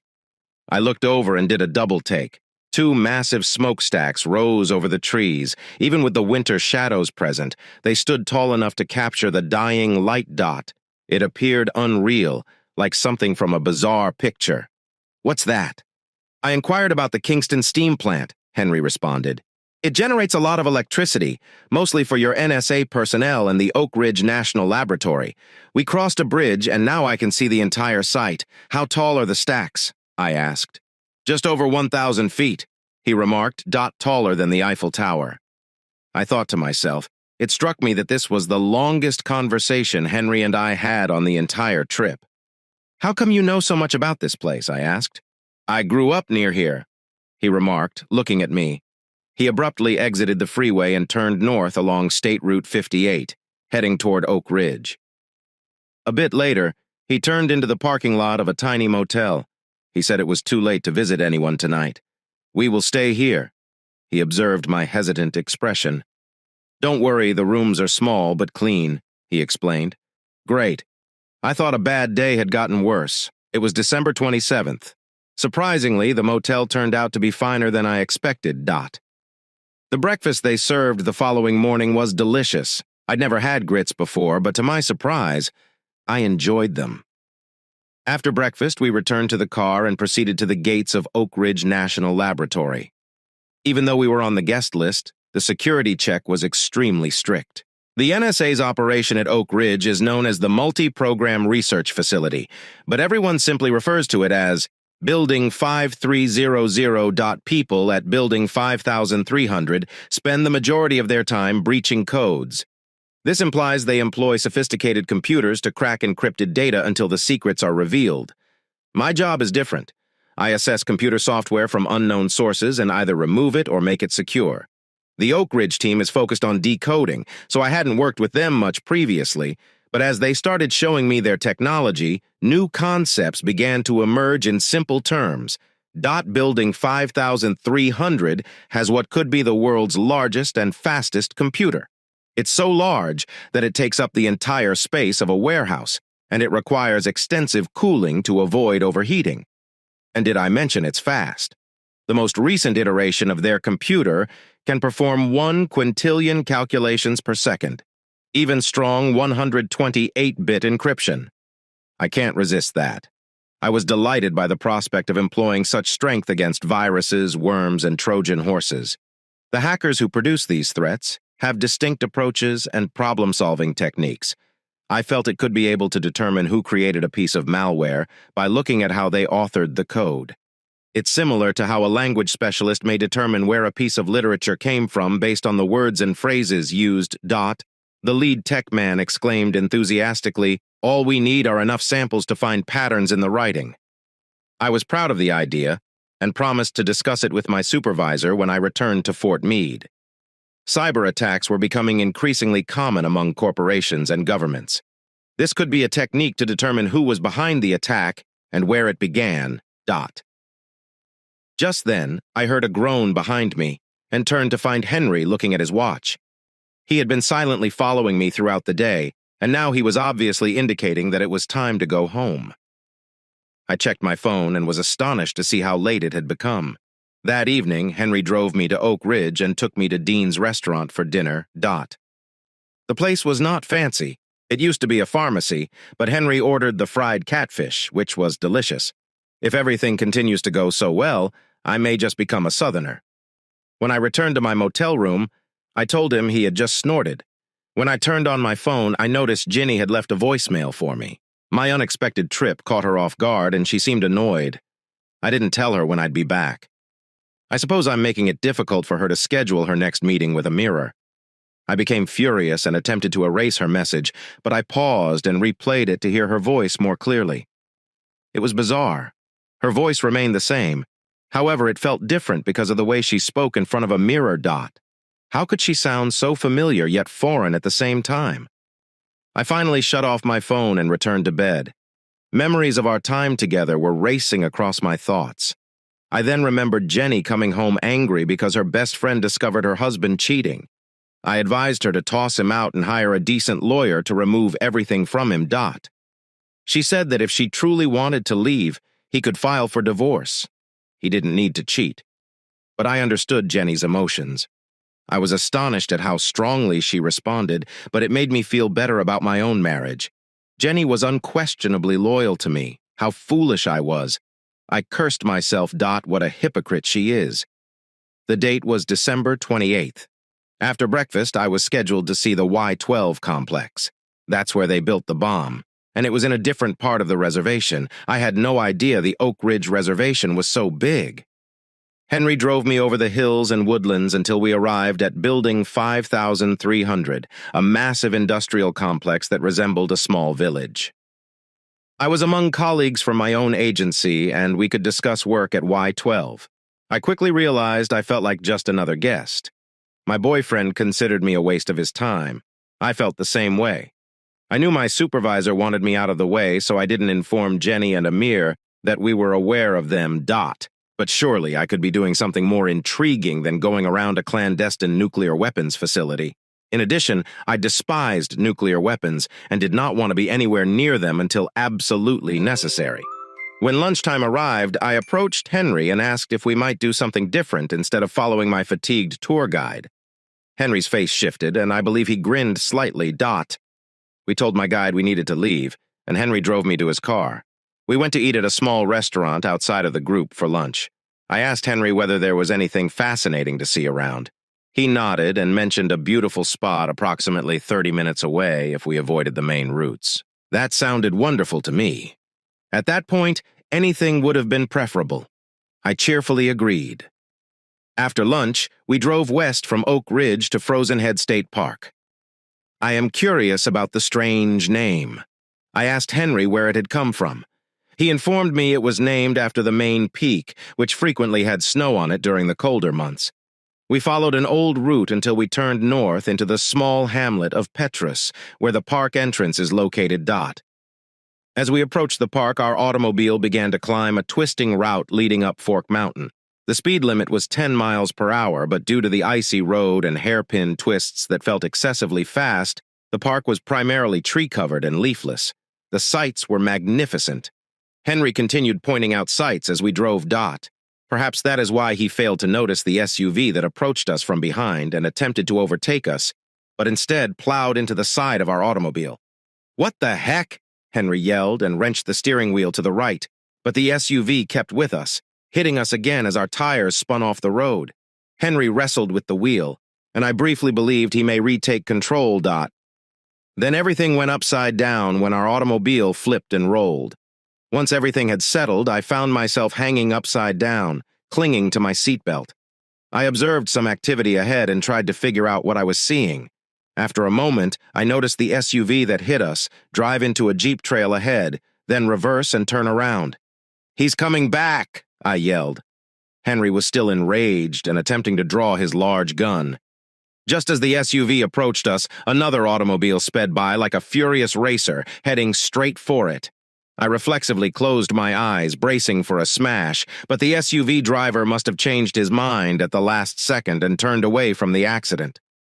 I believe he lost control as the SUV flipped and slid down into a ditch. I couldn't see what was going on, but I could hear a loud boom as the automobile scraped across the rocks and crashed into the large, old trees below. The second car came to a stop near where the SUV had fallen. Then someone ran at us, and I was surprised to see it was a woman. She wore jeans, a leather jacket, and tall boots. Her dark hair was cut short and pushed back, but I stopped staring at her when I noticed she was clutching a terrifying-looking knife. "Now she's after us," I thought, and I tried harder to flee. The woman dashed to Henry's side of the car, bent down, and reached through the smashed glass to cut the seatbelt straps. Henry squeezed through the window. She approached me and prepared to assist me in holding on to anything, she remarked in a slightly accented voice. "Otherwise, you may fall." I gripped the car seat, but I still landed awkwardly when she cut my seatbelt. She began to drag me out of the car, but then abruptly stepped aside.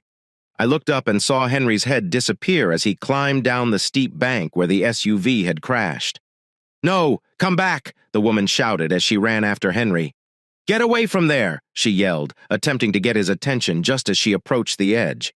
I heard a weird voice say something resembling Los Angeles. Then there was a thunderous explosion, which threw the woman down. I jumped out of the car and raced to help her up. "What was that?" I asked. She appeared serious. "They refer to it as a martyr's vest. They're all using them right now." I didn't comprehend what she meant until I remembered Henry. I yelled and approached the edge. But the woman grabbed my arm. Unless you've had a serious battle previously, you do not want to go down there. I'm sorry, but your friend has left. She shook her head in anger. Why don't you all tell your agents what they can expect? I still didn't understand, but as she grabbed my arm, I followed her back to her vehicle. What do we do with Henry? I inquired as she started the engine. I need to let someone know what happened to him. She shook her head forcefully. Right now, all we need to do is get out of here. They might have sent another crew. Who sent the second team? I asked, tightening my seatbelt. The details, however, will be irrelevant to us right now. They want to kill you, and I need to prevent that from happening. I looked back, but nobody was following us. When I looked forward, I noticed something red and slimy flowing down the windshield. The woman activated the windshield wipers and sprayed water to clear the glass. I felt nauseous thinking about Henry back there. Then I understood the woman and Henry must have been working together. I turned to her and apologized for your partner. She glanced at me confused and asked, What partner? I answered, Henry, the guy who was blown up. She stated he was not my partner. I am not with the FBI. Now I was quite perplexed. If you are not with the FBI, who are you with? I asked. She cast a brief glance at me before returning her attention to the road. I am with the Mossad, she answered gently. I stared at her. The Mossad is Israel's intelligence agency. What does the Mossad want from me? I asked, afraid. Her lips squeezed together firmly. As the automobile took a tight curve down a hill, she said, We're trying to save your life right now. I sunk back into my seat, trying to figure out what was going on. I realized we were leaving the park and heading back to the highway. Now that we weren't making tight corners, I figured it would be safe to ask her questions. Thank you for saving my life back there, but I don't know what your name is. I said. She looked at me again and smiled slightly. I am Esther Freeman, she said. Nice to meet you, Thomas Selfridge. We were back on the road, heading east toward Oak Ridge. I noticed her using cruise control at slightly higher speeds than the limit. The shock of what had happened was diminishing, but I was still bewildered. Why did terrorists want to kill me? Why was a Mossad spy protecting me? What am I expected to do now? I stared at her with fascination. I suppose I don't understand. Shouldn't we call the police or the FBI to report what happened? She gave me a stern expression. You still don't understand it, do you? Why do you believe that guy was waiting for you? I replied helplessly. I do not know. Only 2 days ago I was in Washington. Then I was told to travel to Oak Ridge. I'm not sure how they knew I was here or why they want to kill me. She said, You don't have to pretend with me. I understand you work for the NSA. I also understand why your supervisor ordered you here so quickly. I tensed. You mean you know about Ginny? I asked. She nodded. We'd known about her affair with Amir for a long. I've overheard your wife's talks and many others. I grimaced. It was bad enough that my wife had been unfaithful. It was even harder to learn that everyone else was aware of the situation. I responded angrily. That still doesn't explain why I was attacked in that way. She took a deep breath. Didn't it seem unusual that your boss would send you out of town like this? She asked. Didn't it seem unusual that they wanted you to inform Ginny where you were going? They were attempting to avoid having me confront her. I said this fiercely. She shook her head, as if I was a slow learner. They intended to use you to lure Amir away from Fort Meade. She mentioned that they wanted him to follow you. They had no idea what he was planned, and they wanted him far away from the NSA. They also believed that if he pursued you, Henry would take care of him. But Henry was irresponsible when he drove you into a frozen head, and it cost him his life. They used me as bait, I inquired, becoming enraged at the concept before I could think further about it. I spotted the first Oak Ridge exit. Fly by. Were we supposed to get off there? I asked. She shakes her head. That's the last place we want to go right now. We need to get you back to Fort Meade. I attempted to grasp this. Are we taking a flight out of Knoxville? She shakes her head. No aircraft, credit cards, or cell phone calls. I cannot risk another attempt to apprehend us. We are going off the grid. We are driving all the way back to Washington. I was shocked. She simply nodded. We got stuck in Knoxville's rush hour traffic. I remained silent as Esther maneuvered through the chaos. But after we were beyond it and driving into Virginia, I couldn't stop asking questions. You never explained why the Mossad has been watching me, and why is Amir attempting to hurt me? Suddenly, I had an unexpected thought. Wait, was it Amir who blew himself up with Henry? She shakes her head. No, that was Amir's brother, Hassan. He was bad news, and I am not sad. He's gone. But we genuinely want Amir to be alive, Dot. After all, Amir was engaged with my wife. I wouldn't have bothered if he had also gone. So, who is Amir and why is he trying to destroy me? She appeared uneasy. Well, this could be partly our fault. You know the computer virus you've been working on? We sent it to the NSA. I was astounded that she knew about it, Dot. Nothing seems secret anymore. One of our employees discovered it attached to a message intercepted in Tel Aviv. We don't know what it is or what it's intended to do, but we believe it's aimed at something in Israel. The only hint we have is the virus's name. Alan Dulles. This was the first I'd heard of a name. What exactly is Alan Dulles? I asked if it was a code or someone's name. No, this is a historical name. Back in the 700s, the Moors invaded Europe from North Africa. Over time, they gained control of Portugal, the majority of Spain, and even a portion of France. They referred to this area as Al-Andalus, and different authorities oversaw it for about 700 years. I gazed at her in confusion. This was about an event that happened 1,300 years ago. She nodded, sadly. I know it sounds crazy, but certain parties want to restore the caliphate and reclaim sovereignty of Al-Andalus. That's the strangest thing I've ever heard. I asked how they could hope to do that. This has nothing to do with me. I don't have any Spanish roots. I have never even gone to Spain. You're seeing things from a Western perspective, not theirs, she answered. Losing Al-Andalus was a major setback to them, and they believe they must reclaim it even if it means a protracted war. They know they need aid from other Arab countries, so they intend to strike Israel. We believe the Al-Andalus virus is the initial step in that scheme. Our experts believe this virus is a very clever cyber attack on our systems, but we were unable to resolve it. So we delivered it to you. Why me? I'm just an ordinary hacker, I said. Do not underestimate yourself, Esther advised. We have seen your work and understand what you are capable of. More significantly, those groups understand it as well, and they do not want anyone to halt the infection. Why do you think they tried to contact you via Ginny? Why do you suppose Amir sent his brother after you when you suddenly used the largest computer system available? My employer never addressed any of this. I replied, annoyed.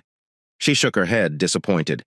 The NSA's top brass thought the Al-Andalus virus was unimportant. She indicated that we have to make a strong effort to get them to give it to you. Then I recalled something. Just before exploding, that person yelled something I didn't understand. She was right there alongside me. Yes, he yelled, Al-Andalus. Do you believe me now? I sat back and tried to process what I'd just learnt. Another question came to mind, but before I could ask it, Esther abruptly took the exit for Johnson City. Where are you going? I asked. Instead of responding, she pulled over to the side of the road and shut off her car. Then her head sank back into the seat. I need to rest. I don't think I can drive anymore, she explained. She then fainted, which shocked me. I panicked and called out her name, shaking her. However, she did not wake up. I hopped out of the car, ran over to her side, and opened the door. Then I realized something was wrong. Her leather jacket has a large tear on the shoulder. I pushed my fingers inside and drew them out to see them coated in blood. I helped her get out of the driver's seat and into the rear seat. Now, comma. What do I do? I saw a motel sign in the distance, not sure what else to do. I drove there. An elderly man stood at the front counter. I remembered what Esther had told me, so I paid cash for a room for the night. When I returned to the car, I noticed Esther sitting up in the back seat. She nodded at me when she saw the room key, and I felt a little better. I parked the car in front of the room and gently guided her inside and onto the bed. She gasped when she lay down, but otherwise remained strong. I turned on the lamp beside the bed, and she glanced up at me. She said, "You'll need to help me take off this jacket." I nodded and gently helped her move her good arm out before removing her other arm. She closed her eyes and took some long breaths. "We now need to remove the sweatshirt," she said. I was anxious since the sweater was tight and would not come off easily. I slowly removed the shredded arm of the sweater off her, and she let out a small sob as her arm came free. I gasped when I noticed the cut on her upper arm. I tried really hard not to stare, but it was difficult. She had a fit body with powerful muscles and little excess fat. I looked up and noticed a little smile on her lips. A girl enjoys it when a guy glances at her, she said, making me blush. Then her smile faded and she spoke seriously. You need to locate a drugstore nearby. Gather some ibuprofen, rubbing alcohol, antibiotic cream, gauze, bandages, and tape. Oh, and if they have one, grab a little sewing kit. I ran out to the car, relieved to be away from Esther. There was a small shopping area about a mile down the road where I could get everything she need. When I returned to the room, I made sure to pay in cash. Esther was sitting upright in bed. She'd cleaned her arm in the bathroom, but it was still bleeding on the towel. She took a couple of ibuprofen first, then allowed me to clean the wound with alcohol. I knew that must have hurt, but she didn't say anything. After I had done my best, she glanced at me and said, "Hand me my knife." I wasn't sure why she wanted it, but I found it in her pocket and handed it to her. "Okay."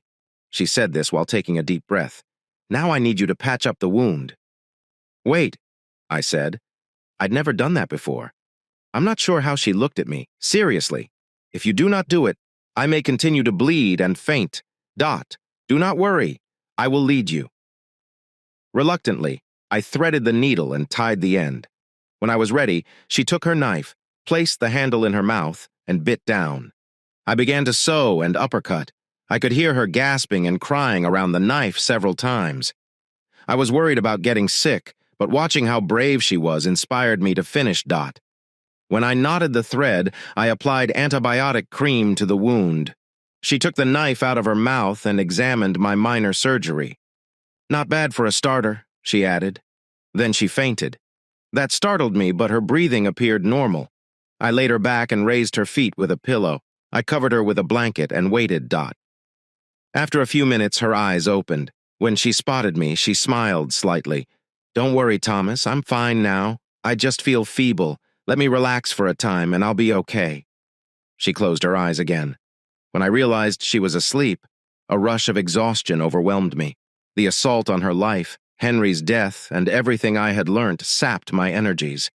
I stood up, turned out the lights, kicked off my shoes, and placed my keys and wallet on the nightstand. There was nowhere else to sleep but on the floor. And I didn't believe I could do it, so I snuggled in beside Esther. I fell asleep as soon as my head touched the pillow. It was December 29th.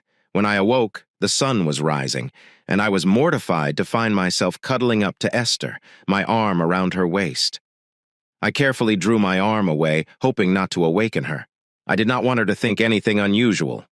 She still appeared to be asleep. I put on my shoes, got my cash and keys, and headed to the car to get us some dinner. Fortunately, there was a fast food restaurant near the drugstore I had discovered the night before, so I purchased a bag of breakfast sandwiches and 2 large coffees. When I returned to the motel, Esther was awake and sitting up in her bed. She requested me to change the bandages on her arm. I was relieved to discover that the bleeding had stopped and there was no evidence of infection.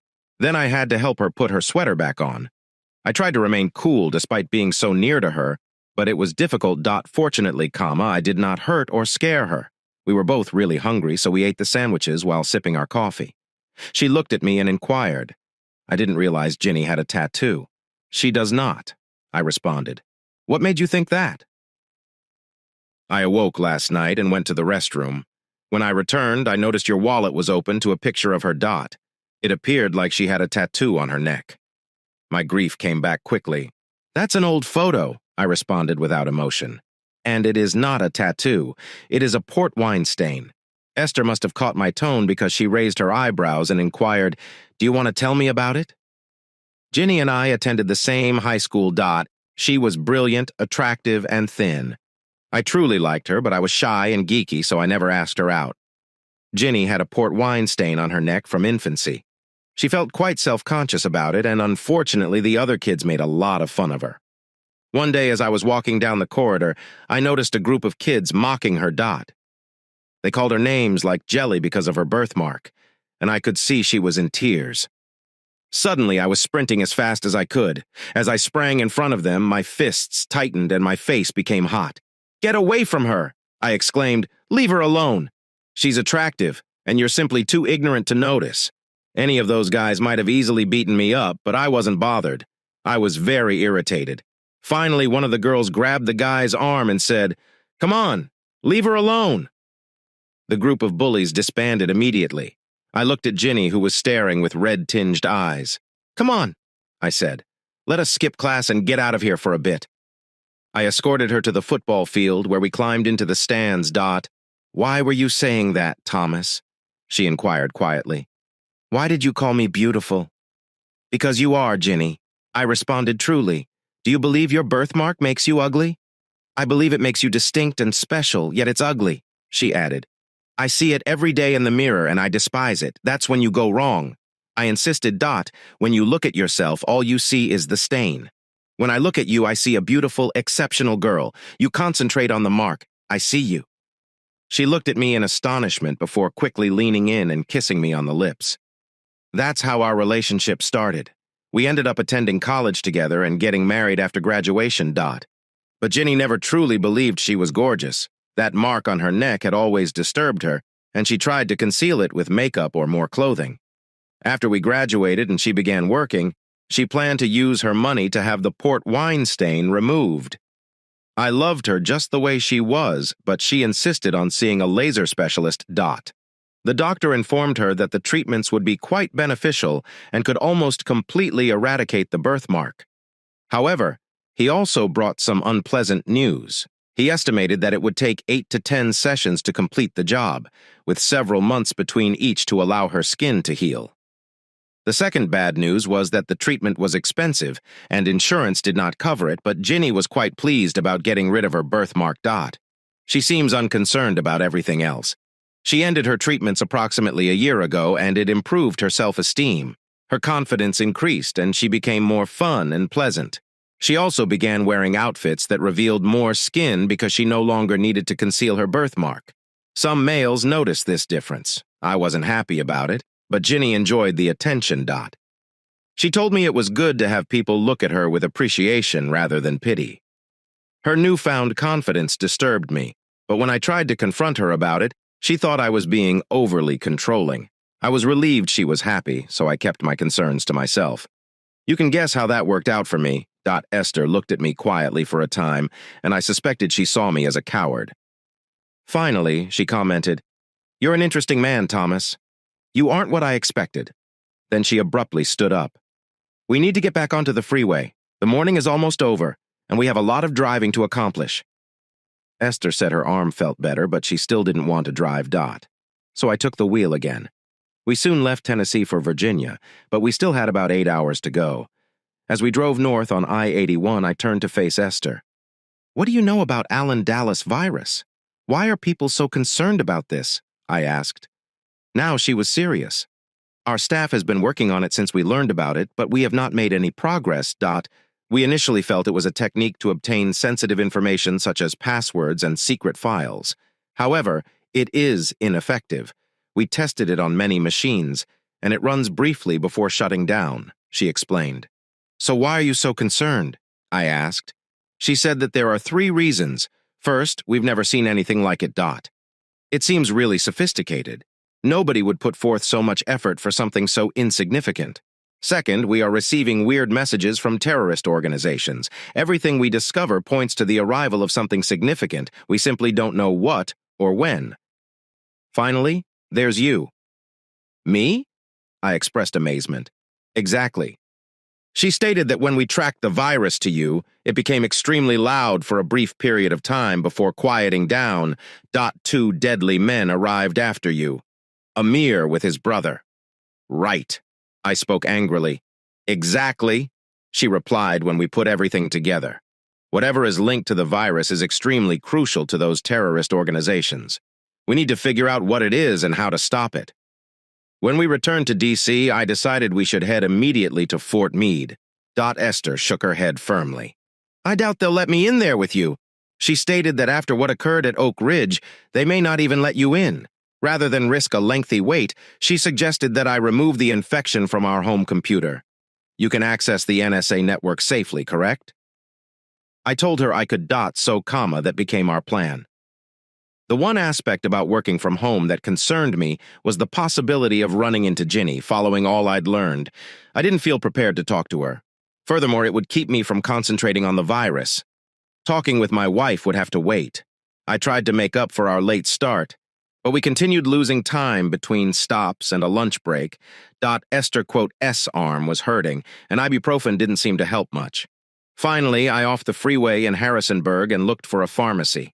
I passed a few chain businesses before finding a little family-owned drugstore. The woman behind the counter was very friendly. When I showed her Esther's arm, she seemed alarmed. I told her I was attempting to get my wife to our family doctor in D.C., but I doubt she can wait that long, Dot. The woman walked to the shelves and returned with a small white package. "Here's a pain reliever," she explained. "It consists of acetaminophen and hydrocodone. I can't give you more than one without a prescription, but this will help your wife until you come home. She should eat before taking it." I thanked her several times for her assistance before we got back into the car. Esther wanted to wait a little before taking the tablet in case it made her tired. So I drove for another hour till we reached the I-66 exit and stopped at Front Royal. It was after 8 p.m. We were both hungry. We discovered a funny little burger joint called Spelunker, possibly named after Skyline Caverns. We ate some surprisingly nice burgers and fries. Esther took the painkiller along with her supper. It appeared to work immediately, as she began to feel drowsy shortly after we finished. I was exhausted too, and it was evident we wouldn't make it home that night. There was a Super 8 motel just across the street, so after our supper I drove us there and booked us a room. I assisted Esther inside, and she fell asleep minutes after resting down. That left me alone in the dark chamber, and my mind began to drift back over the events of the previous few days. My entire life felt like it was falling apart, and my wife, Jenny, was the one to blame. She was the woman I had sincerely loved, someone I would have given anything for. I thought cheating was one of the worst things you could do when you love and trust someone, only to discover they don't feel the same way. It shook you to the core. I was overwhelmed with emotions, making it difficult to comprehend everything. I only knew Jenny was the last person I wanted to see. Just thinking about running into her made me even more unhappy. So I did something I should not have. I went outside with my phone and called Jenny. Part of me hoped she wouldn't pick up. Of course. The call went to her voicemail. Hearing her voice triggered a rapid surge in my anger. "It's me, Jenny," I said, attempting not to yell. "I know about you and Amir. I heard everything you stated you wanted to do with him while you are stuck at home with me. It makes me sick. I can't believe you cheated on me after all I'd done for you. You talked a lot about faithfulness." I felt my voice becoming louder, so I took a long breath to relax. "I will be home tomorrow, and I do not want to see you there. Visit Amir's house. Or your parents. I do not care where you go. Please keep away from our residence. The only time I want to see you is in court during our divorce." I wanted to say more to express my grief and indignation, but I could not find the correct words. I hung up. I wished I had an ancient phone with a receiver that I could slam down. Still upset. I walked east on South Street for a short distance before turning around. When I got into our room, Esther was still asleep. I glanced at her and wondered what she was actually like. Did she have anyone back in Israel? Has she ever cheated on him? I shook my head to clear my mind. At least she saved my life. Even though she required my assistance, she placed herself at danger for me. That meant something. I lay down next her. I could feel her warmth through the blankets, which felt great, but then I realized I'd likely be sleeping alone for a long time. With that sorrowful thinking, I fell asleep. It was December 30. Breakfast at the motel wasn't spectacular, but it was plenty to get us started. Esther sat. Her arm felt much better. When we were prepared to leave, I got back into the driver's seat. I knew the way back to College Park. It took us another hour and a half to get to Washington. Then we had to take a long drive around the Beltway. Once we arrived in College Park, the traffic improved significantly. The streets were nearly deserted since University of Maryland students were on Christmas break. I drove cautiously through our neighborhood, and when I passed by my house, I noticed Jenny's car was not in the driveway. I circled the street and parked. The interior of the house was a mess, but I opted to overlook it. I didn't feel the need to apologize to Esther for Jenny's messiness. We had turned our dining room into an office, so I walked Esther in and turned on my computer. But just as I was about to connect to the NSA network, I heard a key in the front door. Oh no, I thought I had told her not to come here. I hurried to the door and opened it. Ginny appeared unexpectedly, tears flowing down her cheeks. "I'm sorry, Thomas," she said, crying. Before I could say anything, she collapsed into my arms. Just then, a man forced his way in. "What the heck?" I yelled. But then I noticed the large black rifle guy was holding. I froze. Esther rushed up behind us. "Dot, get back!" The man spoke, pointing his rifle at all three of us. He slammed the door shut, grinning at us. "Let me introduce myself. I am a mirror," he replied, pointing to me. "And you must be a poor cook," he sneered. When he noticed Esther, his grin widened. "And who do we have here? It's the fearless Esther Freeman." I noticed Esther tense up, ready to act. Amir. This was his name.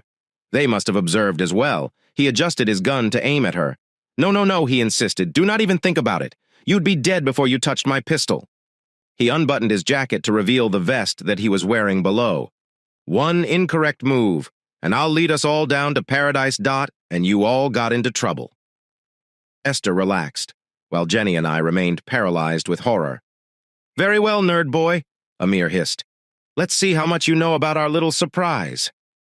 He walked into my office, looked at my computer, and moved the mouse to turn it on. The screen displayed the login page for the NSA network. "What's the password?" he asked Dot. "Give it to me." "No," I responded strongly. I hoped that keeping him in the dark about what we had would give us some leverage over him, so the cook wants to appear tough. He laughed. "I'm wondering what it will take to get you to aid me. Maybe if I harmed the lady." Esther seemed to stand higher, ready to meet whatever came her way, Dot. But Amir laughed again. "No, she's a soldier. Here is a simplified version of the provided text. All troops are aware that they may die someday. I doubt that her death will change your mind." Suddenly, he leveled the rifle at Jenny. "How about this?" he inquired, his voice cool. "Do you still care about her enough to attempt and save her?" "Jenny!" Amir shouted, Dot. "You cannot mean that. Not after all we've been through." Amir's face transformed, revealing hatred and disdain. "Be silent. You mean nothing to me. Just another Western woman prepared to betray her husband." He then turned to me with a sly smile. "But I doubt I'll kill her. What if I overheard her?" Jenny started crying, but Amir just stared at me. I was angry with her for what she had done, but I still didn't want to watch her suffer, after so many years of safeguarding her. I couldn't just ignore that. "Okay, I understand. I said don't shoot her. I will give you the password. Much better," he responded, turning away from Jenny and concentrating on the keyboard. "What is it?" I believed I needed to seize his hands, Dot suddenly, comma. A wild thought struck me. If that doesn't work, he may kill me right away. But if I don't figure out how to halt his infection, he'll probably kill me later. I do not have it memorized. I mentioned that I utilized the product code on the metal cube on the shelf. "You truly are a nerd." He sneered as he took up the cube and examined it, Dot. The cube was small and glossy, measuring about an inch on each side. That is only half the password. I said, out of breath. "The last half is on the second cube over there." I pointed at a wooden cabinet behind me. I could feel his suspicion building as the rifle was leveled at my chest. "Pick it up and show me, Dot." He steered slowly, telling me not to move too quickly. I removed the cube off the shelf and held it up for him to see. It looked just like the one in his palm. "Would you like me to bring it to you?" I asked. "No," he snapped. "Place it on the floor and slide it over to me with your foot, Dot, carefully." I put the cube down and nudged it toward him with my shoe. Jenny remained crying, and Esther stared at me with interest as I knelt. I shoved the cube towards him. "Now get back up, everyone." He let out a growl. We backed up against the wall, and he kept the rifle near. He knelt and grabbed the second cube with his right hand while still holding the first in his left, Dot. Then he rose up to check both cubes, but to our surprise, his hands collided with such force that we could hear the bones in his fingers snap. Amir shouted in anguish and collapsed to his knees, desperately attempting to tear his hands apart. I went at him awkwardly and knocked into him with my shoulder, knocking him to the ground. Esther was immediately behind me when he fell. She kicked him hard in the head. She did it again, and Amir became limp. "Do you have any videotape?" she shouted at me. I hastily opened a desk drawer to retrieve some duct tape. In no time, we had his arms tied together and his fingers wedged between metal blocks. Esther glanced at me with confusion after taping his legs. "What were the blocks?" she asked. "I have never seen anything like those." I felt humiliated. I explained that they were only magnets. They're really powerful, unique magnets. I found them in a science catalog and purchased them out of curiosity, but I was afraid to use them. Each one can pull approximately 140 pounds. I said that it was the only way I could think of to prevent him from utilizing the deadly vest. "Oh my gosh, no wonder he couldn't separate his hands." "I almost feel bad for him," she admitted. I wasn't sure if it would work, but I felt compelled to try something. Esther did not say anything. She simply looked at me for a long time. Then we heard a big bang and the front door flew open. Several men raced into the house brandishing weapons. FBI. One of them exclaimed, "Everyone get down on the ground! Hands up!" It took a while to explain everything. After determining who we were, the agents focused on Amir. They carefully cut off his vest before disabling it. One agent whistled, claiming that if he had used it, the entire home would have exploded. Only then did they cut the tape and attempt to separate Amir's hands. It took 2 agents to free his hands, and the pain jolted him awake. He instantly groped for his vest's trigger, but then realized it was gone and there was nothing he could do. For a time, he appeared defeated, but then he focused on Esther and me. "Do you think you have a chance? It's too late to stop. What will happen? My life does not matter." He yelled at Alan Dulles and then flashed a twisted smile. Suddenly, I heard a slight break and detected a nasty stench. "Oh no!" one agent shouted. "He is taking poison!" The medic working on Amir screamed. "I am all nitrite now. Hold it beneath his nose and have him inhale it." Amir began shivering, and after 2 minutes, he stopped breathing. Cyanide. The medic cursed. He must have had a false tooth. It's been a long time since I heard of anyone doing that. After Amir was placed in a body bag and transported to an ambulance, something dramatic occurred. An agent approached Jenny and respectfully asked, "Are you Virginia Selfridge?" When Jenny nodded, he stated, "Mrs. Selfridge, you are under arrest for being involved in a murder and causing fear." Then he started reading her rights while she gasped and protested. "No, I had nothing to do with it. I had no idea how deadly he was," she wailed, but the agent ignored her and quietly handcuffed her. She started crying again and looked to me, her eyes filled with terror. "Thomas, help me? You need to do something. Make them understand. I was not involved in this. Amir fooled me. I must say, I enjoyed watching her in distress." "Sorry, Jenny, I can't assist you. You brought this upon yourself. Next time, choose a more suitable man to spend time with." As the agent escorted my tearful wife from the door, I asked another agent, "Will they really accuse her as an accomplice?" He said no. "We know she is just guilty of being foolish, but we will probe her to learn everything we can about Amir, his techniques, and his connections. I don't think her new year will begin well." Feeling satisfied, I approached Esther. The medic was inspecting her arm, which was wounded. "This will hurt for a while," he explained, "but it does not appear to be infected and should heal well." He offered her a wink. "I was not meant to view or add, but if I were you, I'd sue the person who stitched you up. These stitches are horrible." She turned, touched my hand, and smiled slightly. "I might think about it," she said. Then her mood changed and she stood up to locate the agent in charge. When she discovered him, she requested an escort to Fort Meade. "Now that Amir is gone, we must deal with Alan as quickly as possible. We need all the assistance we can get." We were treated like important guests when we arrived to the NSA headquarters at Fort Meade, so it appeared that the agent had contacted beforehand. An armed guard led us to a guarded elevator that brought us straight to the top floor. From there, we went to the NSA director's office, which I had never seen before. We spoke with senior FBI and CIA officers, as well as the director. I believed I was much out of my league here. Esther and I were asked to describe everything that had led us to this point. After we ended our chat, the others provided additional facts and new information about what was going on. The essential thing was that all 3 agencies feared a major terror strike known as Alan Dulles was imminent. They suspected it would take place on New Year's Eve, with Israel as the primary target. While other targets were also possible, everyone agreed that the computer virus we were investigating was critical to the problem, but nothing else could be agreed upon, and the group began to quarrel. The CIA contacted Eve and motioned to Esther, and the two of them departed the director's office. When they returned, Esther had an odd expression on her face. She leaned down and said, "I just got an interesting phone call." We awoke the Mossad head. "I've been told to stay with you and help in any way I can." Before I could react, the NSA director looked at me. Mr. Selfridge responded, "I've heard you're very good at solving problems like this. I understand you've been working on the Allen virus for a long dot. The terrorist gang is concerned about what you may find. So they dispatched two of their top agents to try to stop you. For these reasons, I want you to form a team to break this code and halt its plans. You can request whatever resources from the NSA that you require." He paused to glance at Esther. "I've also been advised that a colleague in Tel Aviv wants Miss Freeman to join your team, Is that correct, Miss Freeman?" When Esther nodded, the director got up.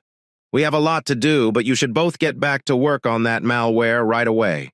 He must have hit a button because a man emerged from the door and led us to a workshop on the lower floor.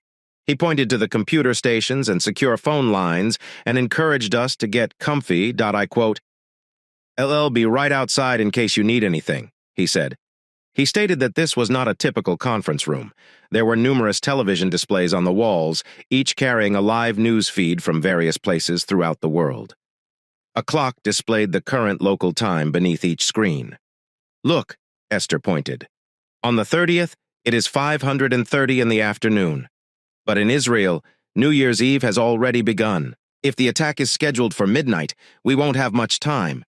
I sat down at a computer and opened up the previous work I had done on the malware. A code displayed on the screen, line by line, page after page. I tried several approaches to grasp it, but none of them worked.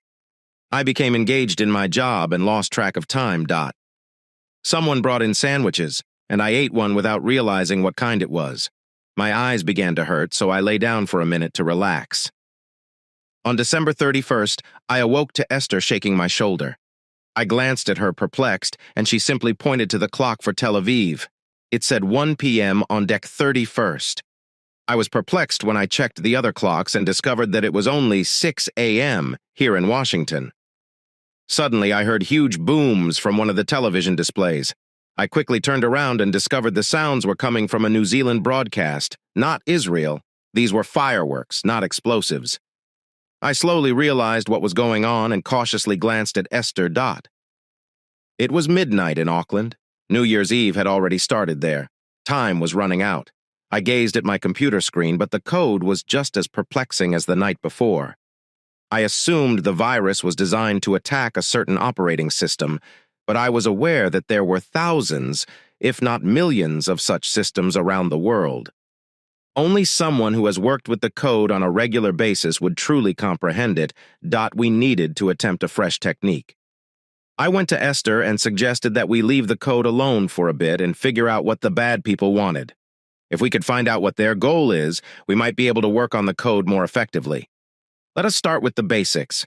Viruses are commonly used by criminals to steal information such as account numbers and passwords. Taking key secrets could lead to serious issues, but I didn't see how it would benefit them much.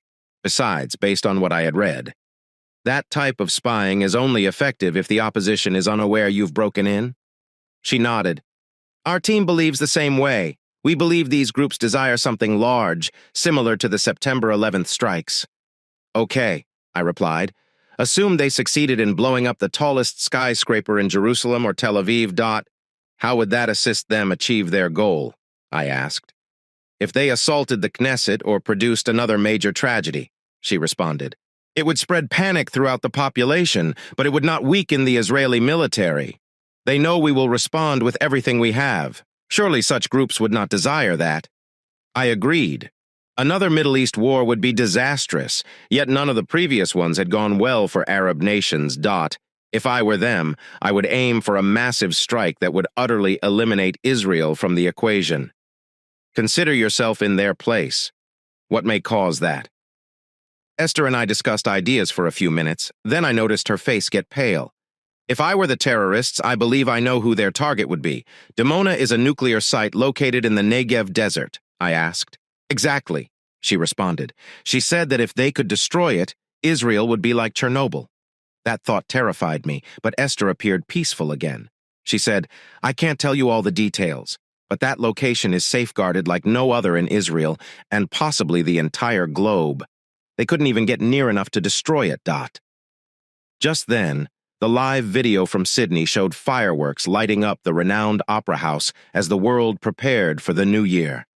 I almost looked away, but my gaze returned to the image. The colorful fireworks recalled me. The Patriots, I shouted. The virus is focused at Patriot missiles. I dashed to the door and noticed our contacts standing outside. We need someone from the firm that manufactures the Patriot missile system. I said, get them here right away. Bring them by plane if necessary.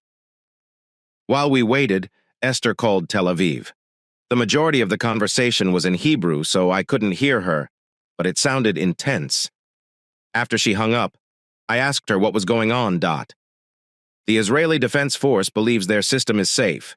They do not believe there is anything wrong with the Ya'alan. What is the problem? I asked.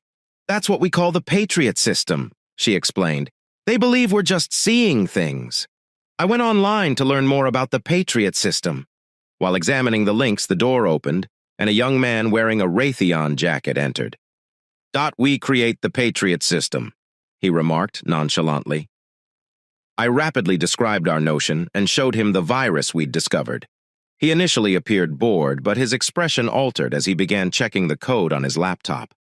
After a few minutes, he looked up, visibly concerned. Oh no, he replied. What is it? Esther asked. This is serious, he remarked, pointing to his laptop. This is the Patriot's radar tracking system. The virus you discovered has the ability to alter the data that the radar transmits to the missile. It's a minor adjustment, but at the required speed, the Patriot will entirely miss its objective. I turned to Esther. Return to the IDF and inform them that we know the virus is targeting the Patriots. Then have them examine the systems again for infection. I turned back to the Raytheon technician. Do not leave. We need your help. I then called the director's office. They immediately put me on the line. Sir, we have proof that the virus is attacking the Patriot missile system. We don't know, but we believe the aim is Israel. Perhaps the Dimona nuclear facility. Yes, sir. Our next task is to discover a way to stop it. Esther was also on the phone. When I hung up, she glanced at me, obviously upset. That'll educate them to pay attention, she explained. They have already discovered evidence of the Al-Andalus virus in one of the Patriot sites and are currently investigating the others. A Raytheon technician spoke up. They will absolutely discover it. All systems communicate with one another. This means they all work together. If one is infected, the others will very certainly be as well. Esther and I glanced at each other. So how can we repair it? I asked the technician.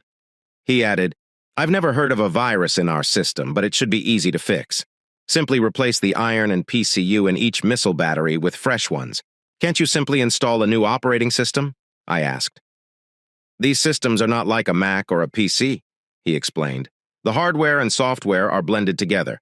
You have subsystems flowing throughout the device, and they all operate together. The only way to ensure the system is clean is to replace it. Okay.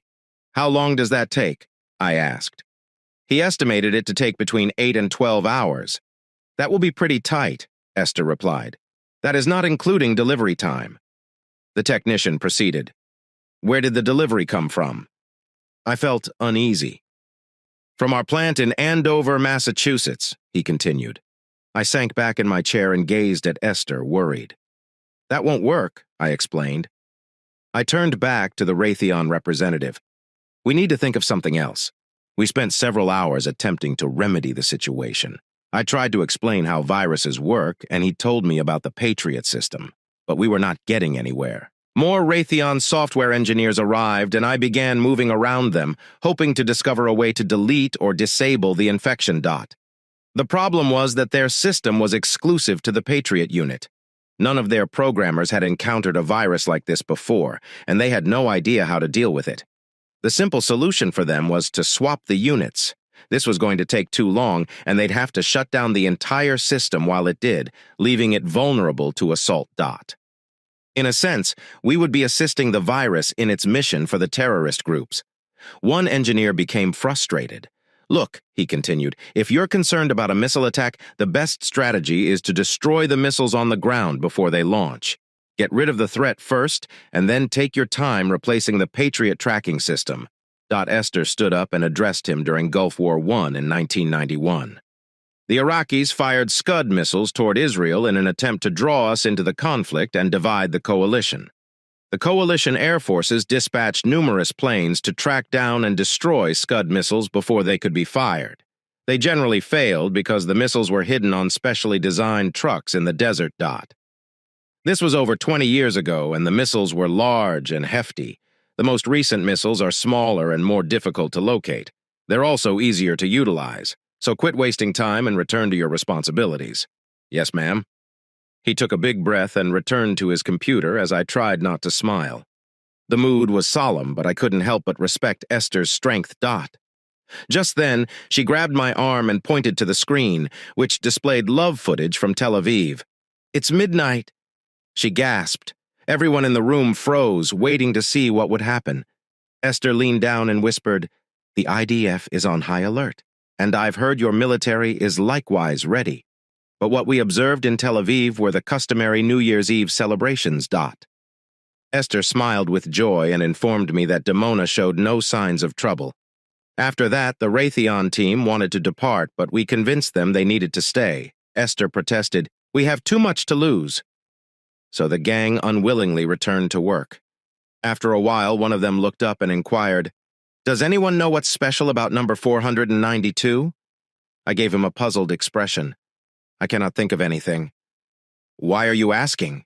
he responded. "That is the number that the virus uses to modify the missile's targeting data.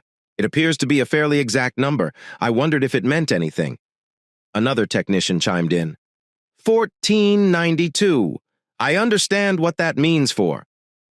To our amazement, he began singing a nursery song in 1492 as Columbus sailed the ocean blue. Everyone chuckled, save Esther, who appeared concerned. She went to one of the computers and started searching immediately. "That is it!" she shouted. We all looked at her in confusion. She explained. "Everyone is aware that King Ferdinand of Spain and Queen Isabella sent Columbus on his voyage in 1492. However, many of us have forgotten the other significant event of that year. It was also when the last emir handed up Granada to Queen Isabella, effectively ending Muslim control in Spain." Her cheeks turned pale as she continued typing. "Oh my God! Look at this!" she gasped. "The emir surrendered on January 2nd. The attack was not intended for New Year's Eve. It's scheduled for the day after. Terror groups seek vengeance for their defeat. I suppose they're preparing to assault Al-Andalus on that date." The Raytheon crew glanced at her as if they didn't understand, but it was quite clear to me.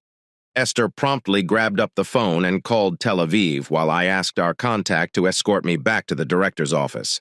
After I explained our findings, he nodded slowly. "From what I know about these groups, I believe you are correct. They never forget old conflicts, and they'd want to make a huge move on the day they lost the last one." He picked up his phone and paused to glance at me. "Now you and your team must devise a strategy to stop them. When I entered our planning area, the Raytheon engineers had gathered around one of the PCs. They had established a secure link between Fort Meade and Andover, and we are now online with a test version of the Patriot protection system for the next several hours. We tried to find a solution to eliminate the infection. However, the system's designers never anticipated the necessity to patch the Patriot software, and they didn't know where the damaged pieces were. It, S like an illness." One of the technicians grumbled. "It is spread across the system, and we are now unable to control it." On January 1st, we worked hard, and New Year's Day in Israel went off without a hitch. Esther and I were relieved that her forecast was correct, but it simply meant that we were getting closer to the time we expected the actual attack to occur. Finally, the leader of Raytheon's technology team approached me. "We've gone over this several times. We can only do two things. The first step is to turn down all infected units and totally delete their software systems, including everything connected to them. Then we will install fresh software that we are confident is safe. After that, we'll turn them on and test them. But it will take a long time. Even so, we cannot guarantee that the new software will not be affected. I shook my head and looked to Esther, annoyed. We can try it, but I doubt we'll be able to finish before midnight in Israel. Also, we don't want to disable all of Mona's defense systems for too long. What if the attack occurs early? She appeared defeated, and I felt I had let her down. I returned to the Raytheon team. Isn't there something else we could try? Some form of check to detect the problem and stop the infection? He stared at me with regret. They never considered viruses when designing the system. Now, this terrible problem has spread across the system, and we have no way to stop or block it. I wanted to say something, but the words wouldn't come as a memory from the past. Hit me. Smallpox. When he stared at me confusedly, I yelled out. I went on to say that the best method to combat smallpox is to use cowpox, a milder form of the disease. We might not be able to eliminate the pathogen, I said, becoming increasingly eager. But what if we defend the system with another virus? The gang stared at me with suspicion.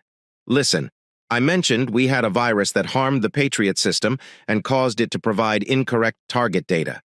The data is wrong by exactly 492 degrees. What if we produce a second virus that is identical to it? Instead, our version would instruct the Patriot to adjust its aim by -492 degrees. Wouldn't the two of them simply cancel each other out? The software engineers began to fight vehemently amongst themselves about this notion.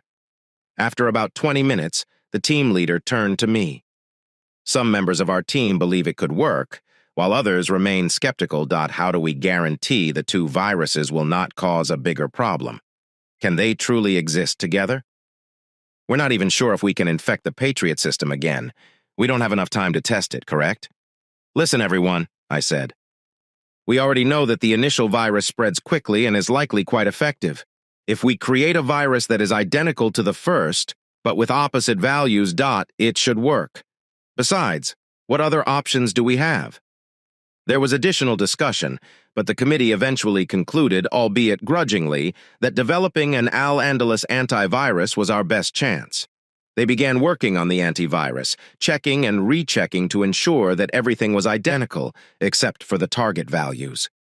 Esther gripped my arm and looked at me worriedly. Are you certain this will work? Thomas, if you're mistaken. I gazed back at her, feeling the same emotions I did in high school when those bullies targeted Jenny. I believed in this, and I was not going to back down. This is the correct thing to do. I spoke aggressively. I'm certain of it. She peered into my eyes for a time before saying, I believe you. The following several hours sped by. Some team members double-checked the new antivirus, while others prepared to transfer the code to the experts on the ground in Israel. Those technicians were preparing to reinfect the Patriot systems and test them to see if the antivirus was effective. Meanwhile, as it approached midnight in Tel Aviv, Esther and I were in apparently endless meetings with several people who were skeptical of our proposal. Finally, we returned to the director's office where, after a lengthy and often tense conversation, he looked at the other members of the government and said, unless someone else comes up with a different solution in the next hour, let's stop talking and start acting. Others were clearly unhappy, but they didn't have any other options. After the meeting, the director approached Esther and me and said quietly, I hope you know what you're doing. For our sakes. I had nothing to say, so I simply nodded, and he appeared to understand. He motioned us to follow him. All good then. You two have come this far. You should see it through to completion. Come with me. With that, he escorted us to the building's roof where a helicopter waited. Its engines are operating. We boarded the chopper and it took off immediately away. I'd never flown in one before and it felt a little scary, but Esther seems tranquil. This reminded me how little I knew about her. After a few minutes, I looked out the window and saw the Pentagon clearly. It was certainly a week full of new experiences for me. I quote, never visited the Pentagon before. We soon landed on one of the helipads, and someone led us to the deeper levels of the U.S. Military Command Center. An armed guard stood outside a plane door. When we came closer, he opened it and waved us in. The chamber that we entered was long and rectangular. The majority of it featured a large oval table in the center dot.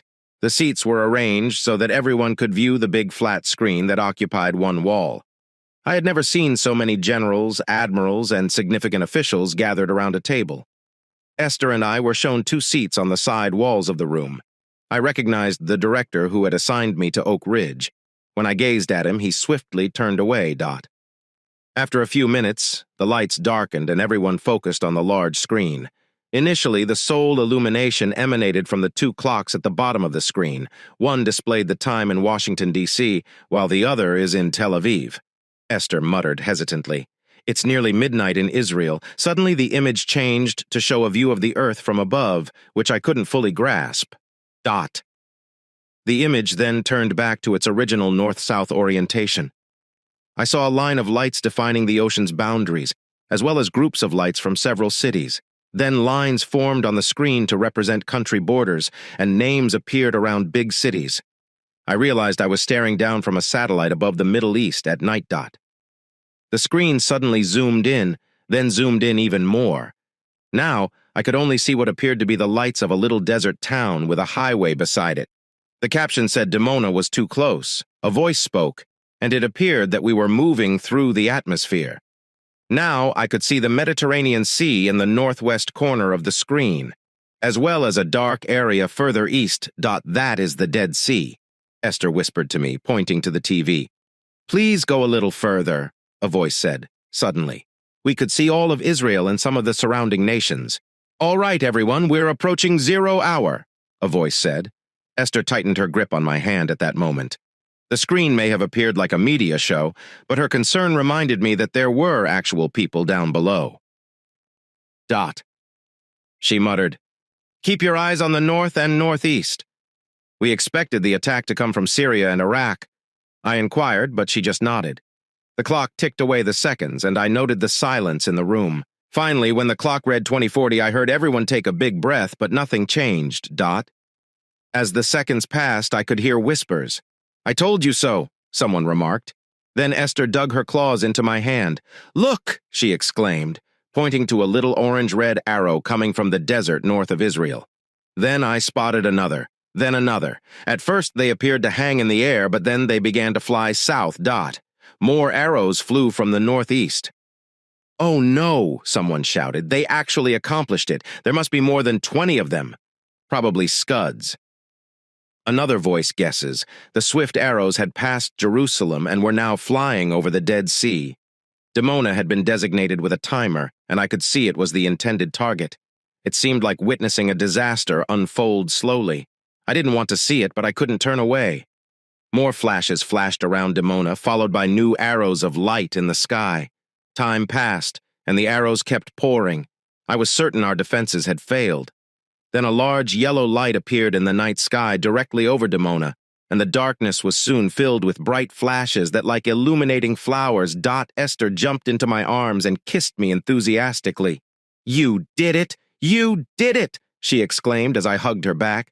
I could hear people cheering inside the room. Then a voice proclaimed, Dimona's situation report. 1 missile passed through. Esther turned immediately and we both looked on the TV. The missile veered off course and struck south of town. Only. Minimal damages were reported. More cheers erupted. Suddenly, I gulped for air. I realized I had been holding my breath the entire time. But before I could say anything, the screen displayed fresh missile launchers. This time, the rockets were launched from inside Israel. What's happening? I inquired in confusion, but Esther was staring at the TV intently. Patriots aren't our only missiles, she added. Delilah S ground-launched missiles carry cluster bombs. Our radar tracked each Scud and determined their routes. We're now firing back. She turned to me, her face determined. You didn't believe we'd let them attack without a response, did you? I observed as the missiles moved north and east, but this time I recognized we had no defense against the approaching threat. I finally glanced away. I sat calmly in my chair, observing people hugging and shaking hands across the room. Soon later, Esther was called away to accept a phone call. I felt even more alone. Then, after a while, a man came searching for me. Sir, the NSA director will be present for a time. He asked me to offer you a helicopter ride to wherever you and Miss Freeman want to go. Just then, Esther returned. We followed our advisor through the halls and outside to the helipad. I expected her to be overjoyed, but when we boarded the helicopter, she appeared depressed. She asked the pilot, "Could you take me to Dulles International Airport?" "What's happening?" I inquired, shocked. "You're familiar with the saying, she said. "An eye for an eye and a tooth for a tooth," with a serious expression. "The missile attack you witnessed was an eye for an eye. Now I have to return for the tooth." "For a tooth?" "I'm boarding the first flight to Tel Aviv tonight." When I heard this, I felt sorry. I expected her to smile, but instead she squeezed my hand and whispered, "I wish we could celebrate, but we don't always get to choose." The helicopter took us the 25 miles to Dulles in no time. Then Esther left. She grabbed my hands and turned to face me. "You have astonished me in a variety of ways, Thomas Selfridge. I shall not forget you." Then she kissed me swiftly and left before I could say anything. I felt uncomfortable on the drive back to College Park. Now, when everything was finished, The past week felt surreal. It felt like scenes from a movie were running across my thoughts. The places I had gone, the people I had met, and the activities I had undertaken. None of it seemed real. I recognized that my erratic emotions were contributing to the problem. It seemed as if I had been dreaming and was unable to wake up. However, when I arrived home, I had to use the side door since a piece of wood had been nailed over my broken front door. The living area appeared to be as disorganized as it had been the previous time I visited. I suppose this is not a dream, I thought with a sigh. I found some food in the fridge and returned to the living room, where I sat on a fallen chair, erect and slumped down. Perhaps it was the aftermath of everything that had occurred, but I began to feel sad. I looked at the clock and realized it was nearly midnight. Oh no, the Christmas break had come to an end, and I had to return to work tomorrow. I stepped back into the bedroom and turned on the light. There were Ginny picture placards all around me. Her clothes, the furniture she'd chosen. I gazed at the bed and couldn't help but wonder if she'd ever shared it with herself in the mirror. There was too much to think about. I grabbed a blanket and returned to the living room, hoping to sleep on the couch. January 2nd. The couch was uncomfortable and I had to get up early, but I didn't mind because I was looking forward to reading what the Washington Post had to say about the recent incident. I didn't expect the antivirus team to make the news, but I was interested. However, when I checked the top page, there was nothing. I took the paper inside and read it carefully. There was still nothing. How can they keep such a secret? I believed I went to work at my usual time and everything seemed fine. My co-workers didn't seem to realize anything was wrong. "How was your holiday?" they inquired. I knew they didn't know what had transpired. It was little underwhelming. About an hour later, I was summoned to visit Ben's employer. I stepped in with a smile, expecting accolades, but instead received a frown. He showed me a document bearing my name on it.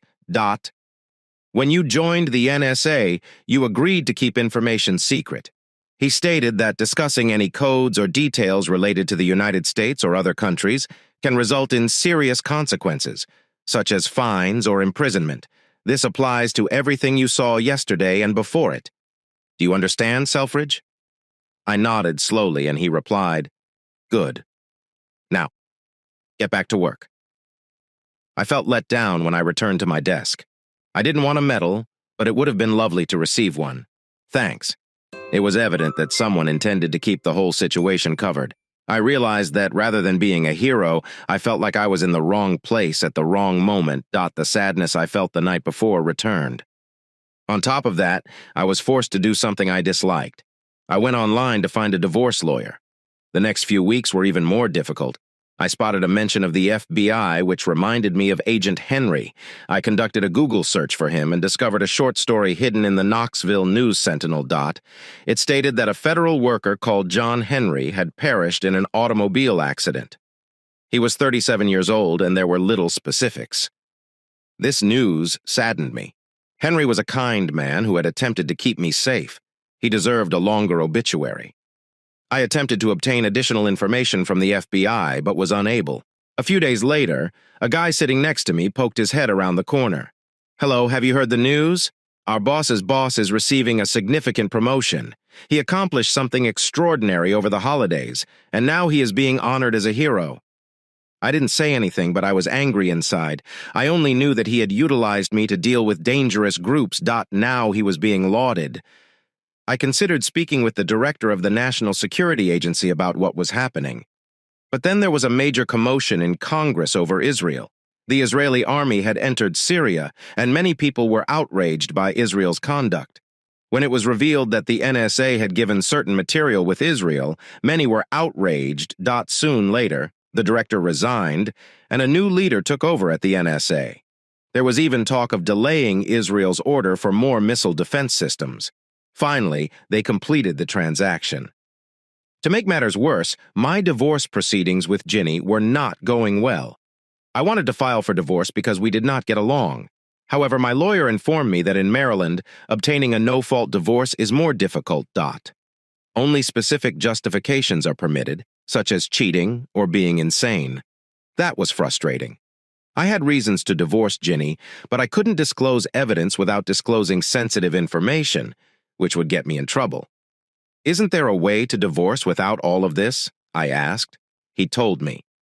"If you have been separated for a year, you can receive a no-fault divorce. In the interim, I could file for a temporary separation, allowing me to begin the procedure, so I did it.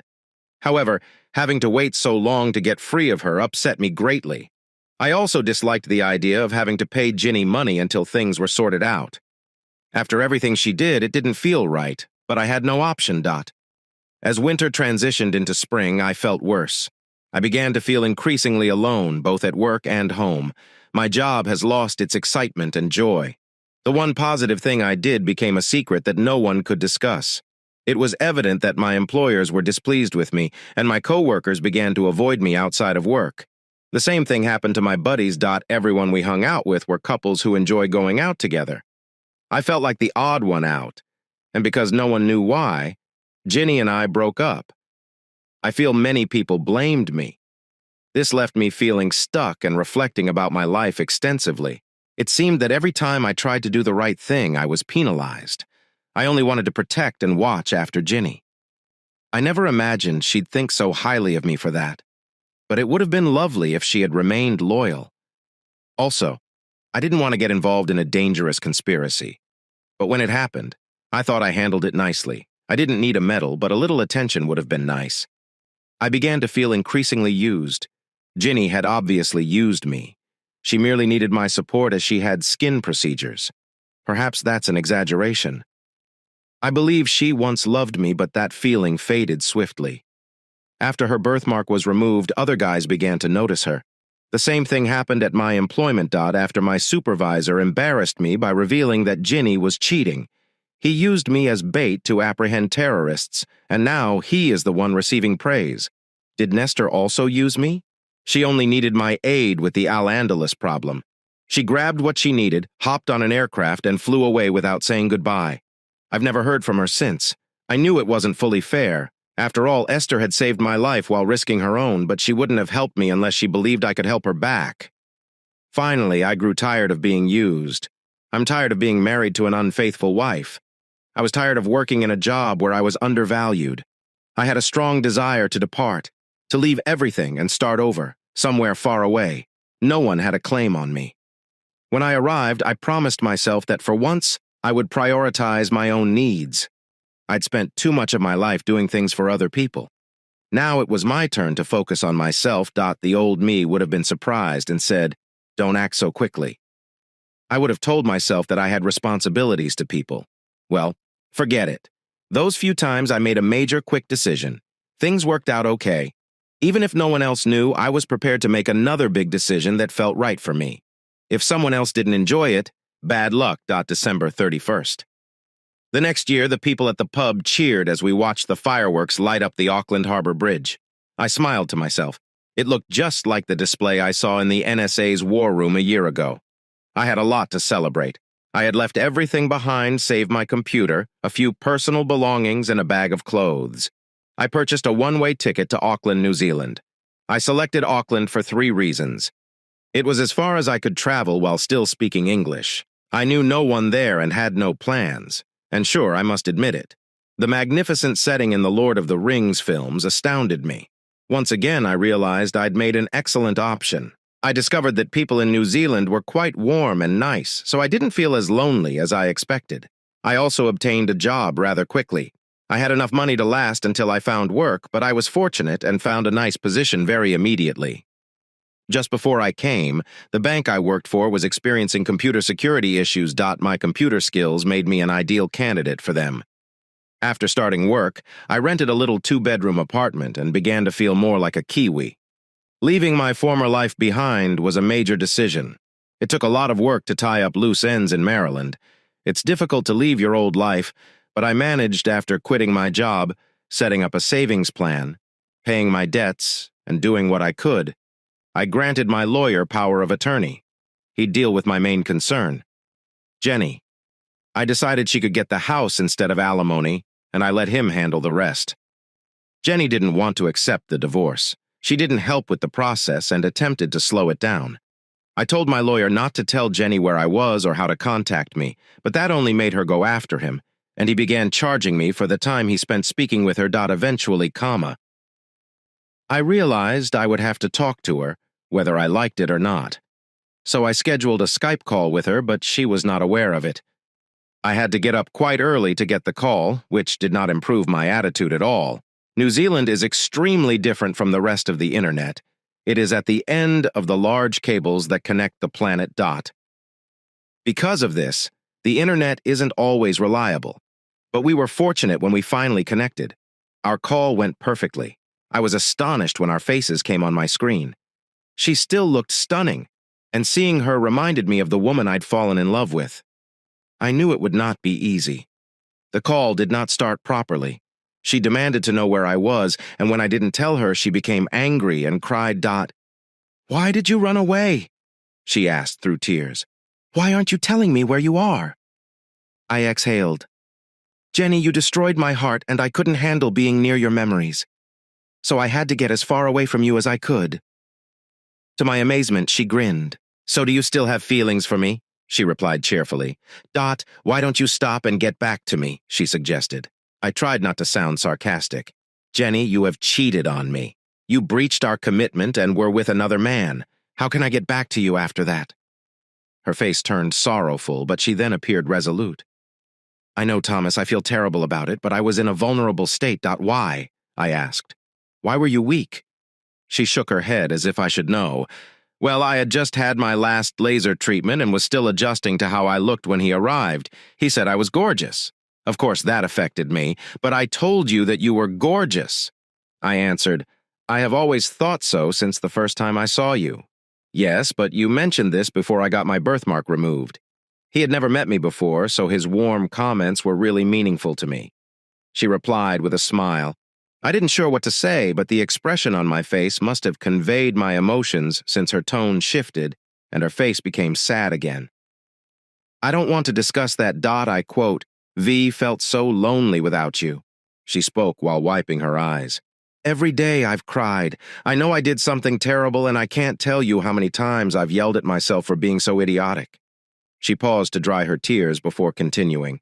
"But it wasn't entirely my fault. I had no notion Amir was a spy trained to seduce others. To me, he was simply an attractive man who spoke wonderful things. I get carried away without even realizing it. The worst aspect was that he didn't care about me. He was simply using me to learn about you." She blew her nose and said, "I suppose that's why he always wanted to come to our house." I felt calmer, but hearing that enraged me again. She hurried by me before I could say anything.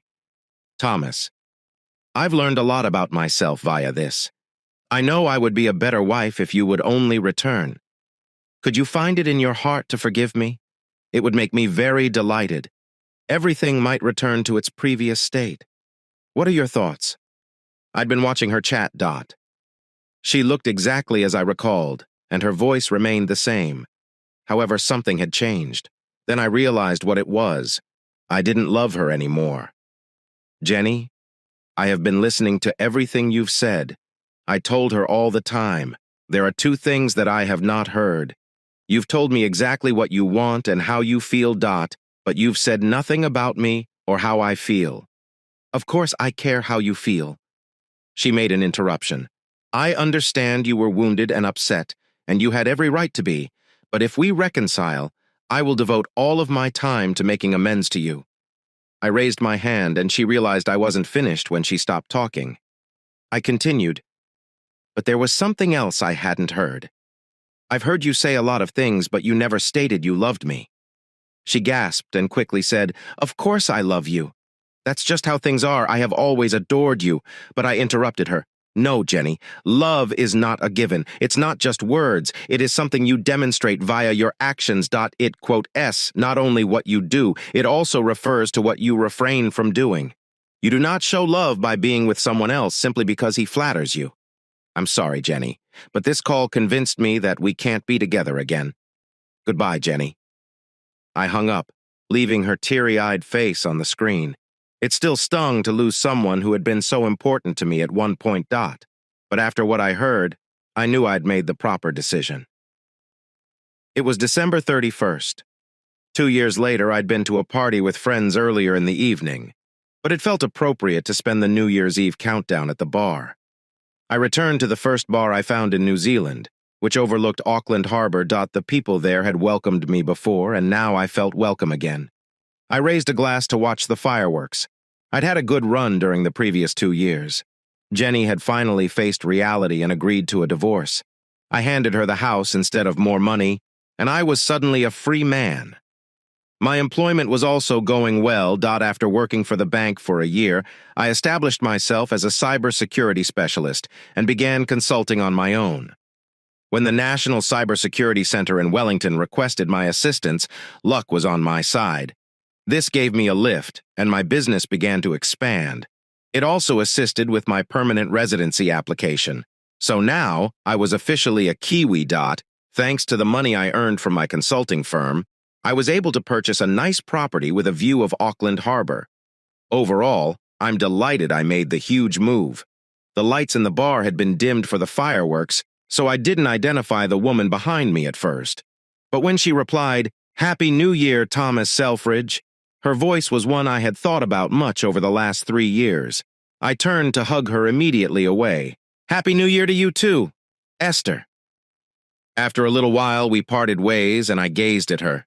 She was still fit, dressed in a sleeveless black sweater and tight pants. I even spotted a tiny scar on her right shoulder.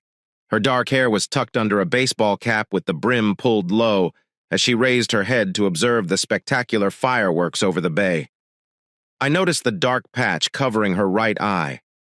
The commotion from the pub became louder, so I leaned closer to Esther and murmured into her ear, "Would you like to go somewhere quiet to talk?" She grinned and said, "I would really like that." We got into my car, and I drove her from downtown to my home in Herne Bay. When we arrived at my place, she whistled softly and commented, "You must be doing well, Thomas. I am pleased for you." I poured us both a drink and let her out on the terrace. From there, we could view a different area of the harbor, as well as fireworks in the distance. The warm air felt good, even with the slight sea wind. Even after 3 years, celebrating New Year's in the summer seemed weird. A few minutes later, she removed her cap and inquired, "Aren't you going to ask about my eye?" When she removed her cap, I noticed a diagonal scar going from beneath the patch up into her brow. It was a white line across her olive skin. "What happened?" I asked. She put her cap back on and sat down in one of my deck chairs. "It was my fault," she admitted. "When I returned to Israel, I discovered a leader behind the attack on Alan Dulles. But I missed the knife he had hidden. It was too late." She offered me a mischievous grin. "But I promise you that he will not be a threat again." I remembered how she had tolerated my uncomfortable attempt to suture her arm, and I believed she could deal with a wound like the one on her eye and still fight back. "Couldn't doctors help?" I questioned, pointing to her patch. She shakes her head. The wound was very severe. Furthermore, it took 18 hours before I could rejoin my colleagues and be transported to the hospital. By then, she had shrugged. I decided it was best to shift the topic. "Are you still with the Mossad?" I asked. The look on her face told me I had asked the incorrect question. "They kicked me out," she complained cruelly. "With this face, I can no longer go undercover. My shooting ability has also diminished because I am right-handed. I was offered a desk job, but I declined. She became quiet, and I could feel her grief. She returned my gaze after a brief pause. The past 3 years were difficult. I had a boyfriend in Tel Aviv, and we discussed having a future when I left the service. However, when I returned home to recover from my accident, he couldn't handle it. He never said anything, but he refused to look at my face. I guess he wasn't the man I assumed he was. I could tell she was attempting to downplay what had happened, but her expression conveyed her distress. I pulled up a chair next to her and threw my arm around her shoulder. We sat quietly for a long time, staring at the city and port below us. I finally inquired what had been on my mind. How did you find me here in New Zealand? She grinned slightly. I contacted some old friends and found you. I grinned back, recalling how I had attempted to flee my previous life. I just wanted to be far away from everything. But I have a new life here. This is home. I took a careful look at her. But why did you come to see me? Her expression got stern. You astonished me, Thomas. When I initially met you, I assumed you were just a smart nerd. But I saw there was much more to you. I witnessed you confront danger and deal with difficult conditions that would scare most people. I regretted leaving without learning more about you. She hesitated and looked into the darkness.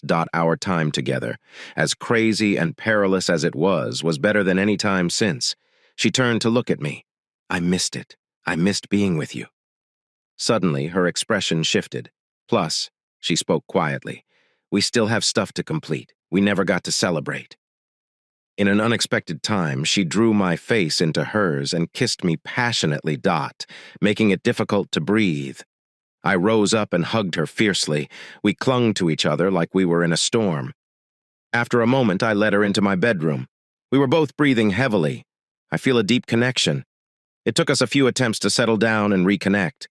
The next morning, sunlight crept through the windows, casting a crimson glow into my room. I felt Esther curl up next to me and smiled, recalling our night together. I carefully sat up, not wanting to wake her. I saw her eye patch had come off during the night and picked it up out of curiosity. Just then, she awoke. When she saw what I had, she said, "Give it back!" She sat up immediately and took the black band from my hand. Look at me, she pleaded, turning away and struggling to reapply the patch to her wounded eye. When she put it back on, she bent forward and began to cry, covering her face with her hands. I put my arm over her, allowing her tears to flow. I felt emotions that I hadn't experienced in a long time. I remembered how she had saved my life before, and now I wanted to save hers. What surprised me the most was that I knew that was exactly what I wanted, not only for her, but also for myself. I softly turned her to face me and carefully removed her hands from her face. Then I reached up to take her eye patch off again. No, I said softly. She gave a mournful sound. I'm really unattractive. You are wrong, I said softly. You glance at your face and just see your eye. But when I look at you, I see a strong, attractive lady. You notice the scar. I see you all. She glanced at me, worried, but then surprised and hopeful. Then she gave me a tight hug and kiss. In that moment, I realized I had made an excellent decision. Thank you for listening to today's stories. If you enjoyed listening, please like and subscribe if you haven't already. Also, write a comment below with your thoughts on what transpired.